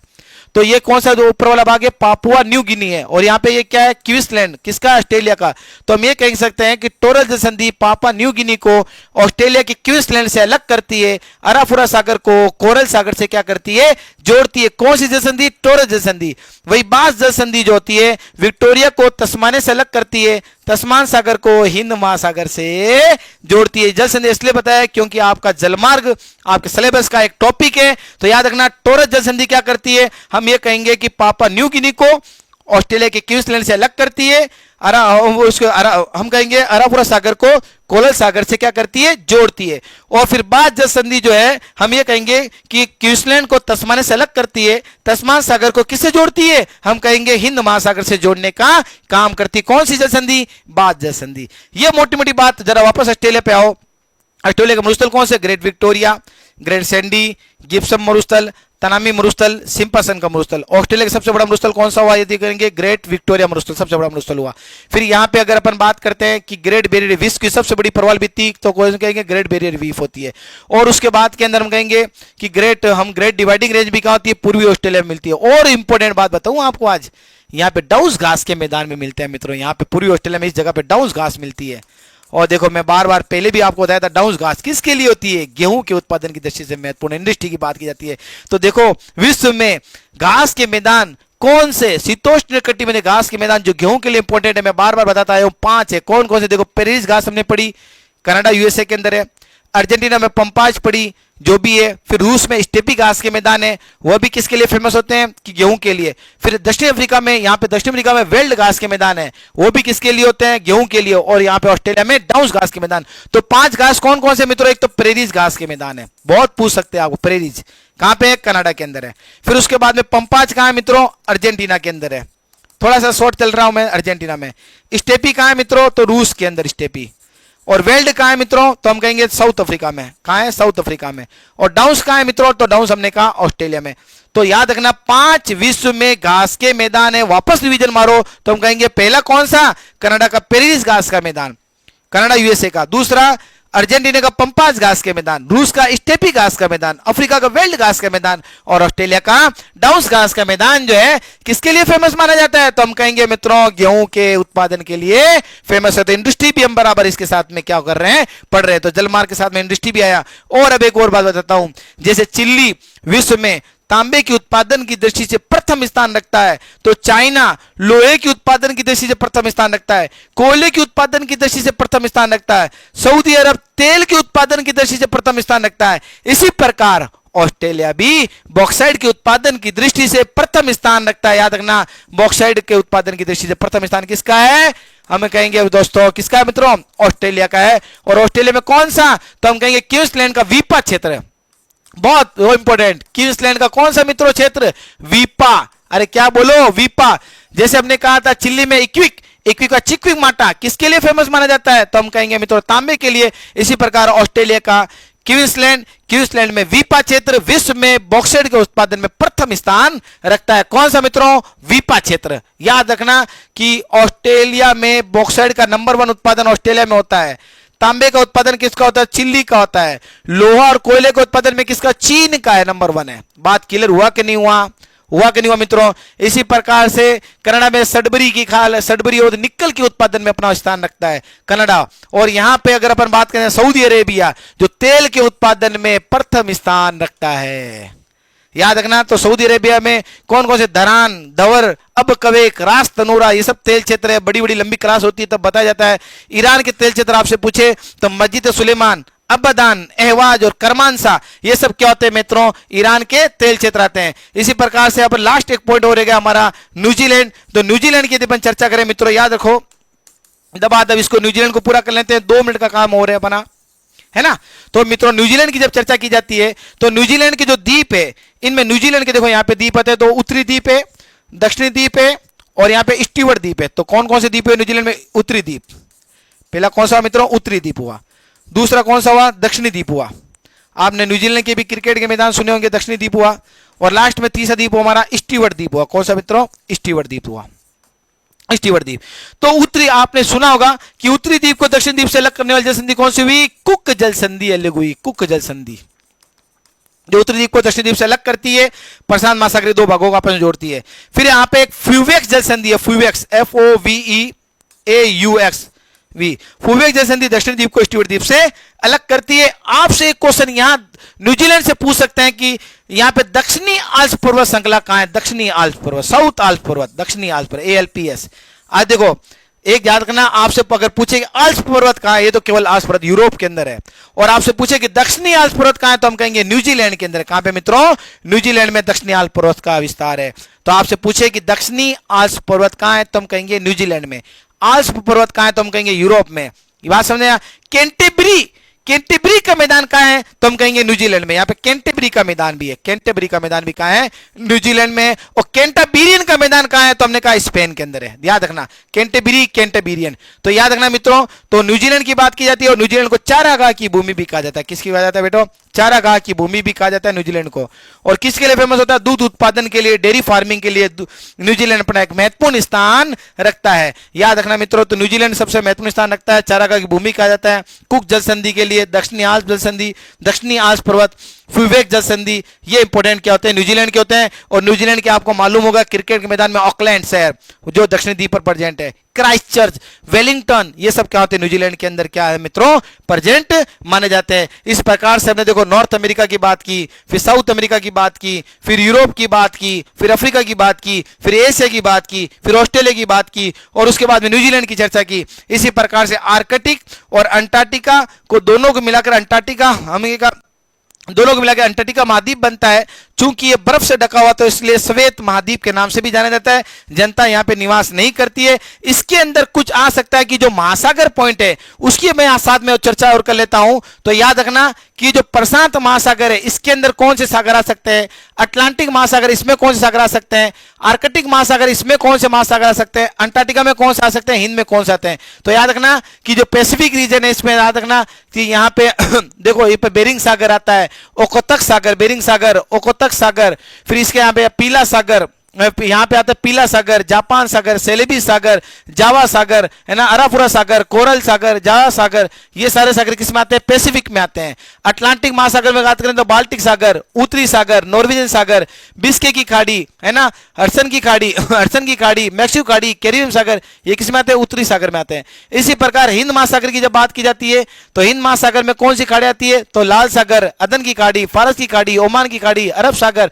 बंगाल की खाड़ी, ये सब किस में आते हैं मित्रों? अरब सागर में आते हैं। इसी प्रकार से एक क्वेश्चन आपसे सागर में पूछ सकते हैं कि कारा सागर, लेप्टो सागर और ब्यूफोर्ड सागर का संबंध किससे है? तो हम कहेंगे आर्कटिक महासागर से। यहां से पूछ सकते हैं आपको कारा सागर लेप्टेव सागर और ब्यूफोर्ड सागर।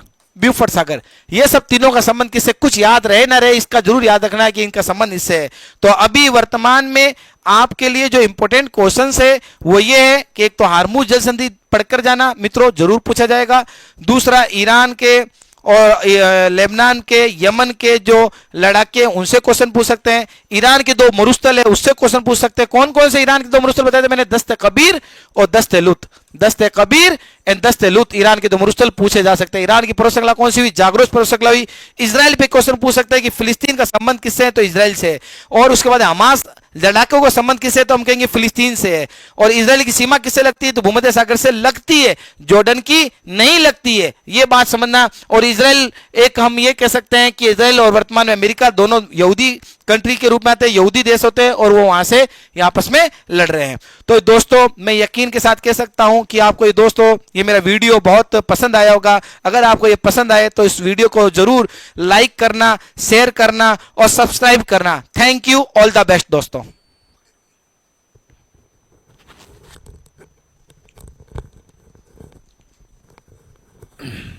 हेलो, कैसे हैं? इधर आओ सर। तो ये क्लास पाकर के आपको अति खुशी होगी कि लास्ट मोमेंट पे भी कहाँ पर सर एक सरप्राइज़ लेकर के आ गए। देखो ये क्लास हमने ये क्लास सिर्फ इस बात पे की थी कि हमारे पास बहुत सारी ढेर सारी इस तरह का मेरे पास आए थे कि सर कोई वर्ल्ड ज्योग्राफी का इसी कोई चीज़ दे दो, फास्ट रिवीजन दे दो, ताकि 2 दिन बाद जो एसआई का एग्ज़ाम होने वाला है उस एसआई के एग्ज़ाम में हम लोग बहुत बेहतर कर सकें। सर और मैं दोनों हम लोग करीबन 14-15 साल हो गए, 14-15 साल से हम लोग पढ़ा रहे हैं दोनों। और बस यही चीज़ कमी रही है कि हम ऑनलाइन सेक्टर के अंदर हमने एंट्री नहीं की थी, हम ऑफलाइन के अंदर ही पढ़ा रहे थे। और बहुत सारे सिलेक्शंस हैं। हमारा जो मेन मकसद जो हमारा है, हमारा काम करने का सीधा सा है कि हम लोग सिर्फ हाई लेवल पे ही काम कर रहे हैं। अभी जैसे नेक्स्ट आरएस जो होगा उसमें भी इकोनॉमी मेरे पास रहेगी, सर के पास साइंस रहेगी, ज्योग्राफी रहेगी, थोड़ा बहुत पोर्शन होगा वो हम डिवाइड कर लेंगे आपस में। और आरएस जो भर्ती है उसमें एक्चुअली चौथा पेपर हिंदी इंग्लिश का, आपको पता है हिंदी इंग्लिश में सोचने की ज़रूरत ही नहीं है। यदि आप मैंने जो पढ़ा है वो पढ़ के ही चले गए तो भी आपके 40 नंबर तो इंग्लिश में आएंगे आएंगे। उसके बाद साइंस का पोर्शन 70 नंबर का पोर्शन है जो कि सर देखेंगे, ठीक है। ज्योग्राफी का भी 70 नंबर का पोर्शन है, इकोनॉमी देखेंगे, ठीक है। ये जो मेजर पोर्शंस हैं इस तरह की चीज़ें देखेंगे, क्योंकि आरएस में ये चीज़ें आ रही है कि सर एक सेपरेट सब्जेक्ट्स का आपको सजेशन मिल जाए और स्कोरिंग पार्ट मिल जाए, स्कोरिंग पार्ट है ना, उस पे चीज़ें होगी। वर्तमान में फर्स्ट ग्रेड है, फर्स्ट ग्रेड के अंदर सिर्फ मैंने आपसे प्रॉमिस यही किया है कि हम आपको इस कम समय के अंदर केवल इंग्लिश, मैथ्स, रीजनिंग और साइंस पढ़ा पाएंगे, है ना। तो हम आज आपको वादा ये करते हैं कि उसी फीस में हम लोग ज्योग्राफी भी आपको उपलब्ध कराएंगे। 15 क्वेश्चन होगा जो कि सर देखेंगे, साइंस भी सर देख रहे हैं, ठीक है। आपको बस आपका काम ये है कि जो क्लासेस आपको मिल रही है उसको आप ज़्यादा से ज़्यादा देखें और ज़्यादा से ज़्यादा शेयर करें, कम से कम अपना स्टेटस जरूर लगा लें, ठीक है। और यदि आपको ऐसा लगता है कि आपका पढ़ा हुआ है और आपको नया कंटेंट पढ़ने की ज़रूरत नहीं है तो आप यहाँ पर जो क्लासें दे रहे हैं उसको मल्टीपल स्टेज में रिविजन करें। 15 क्वेश्चन देखो, आप गिन लो फिर से, 15 क्वेश्चन ज्योग्राफी हो गए, 6 से 7 क्वेश्चन साइंस के हैं, 10 क्वेश्चन मैथ के हैं और इंग्लिश के हैं। और कभी भी सरप्राइज दे सकते हैं हम 15 क्वेश्चन का। यानी हमारा इस बार सीधा टारगेट है कि कोई भी बच्चा ऐसा नहीं होना चाहिए जो हमारे से जुड़ा हुआ है और वो फर्स्ट ग्रेड में फर्स्ट पेपर के अंदर उसका अच्छा स्कोर नहीं आए। नेक्स्ट जो क्या पिटारे लेके आएंगे ये तो हमको भी नहीं पता है, आपको भी पता नहीं है कब क्या होना है, बट करेंगे सबसे बेहतर। इसके साथ मिलते हैं अगली क्लास में।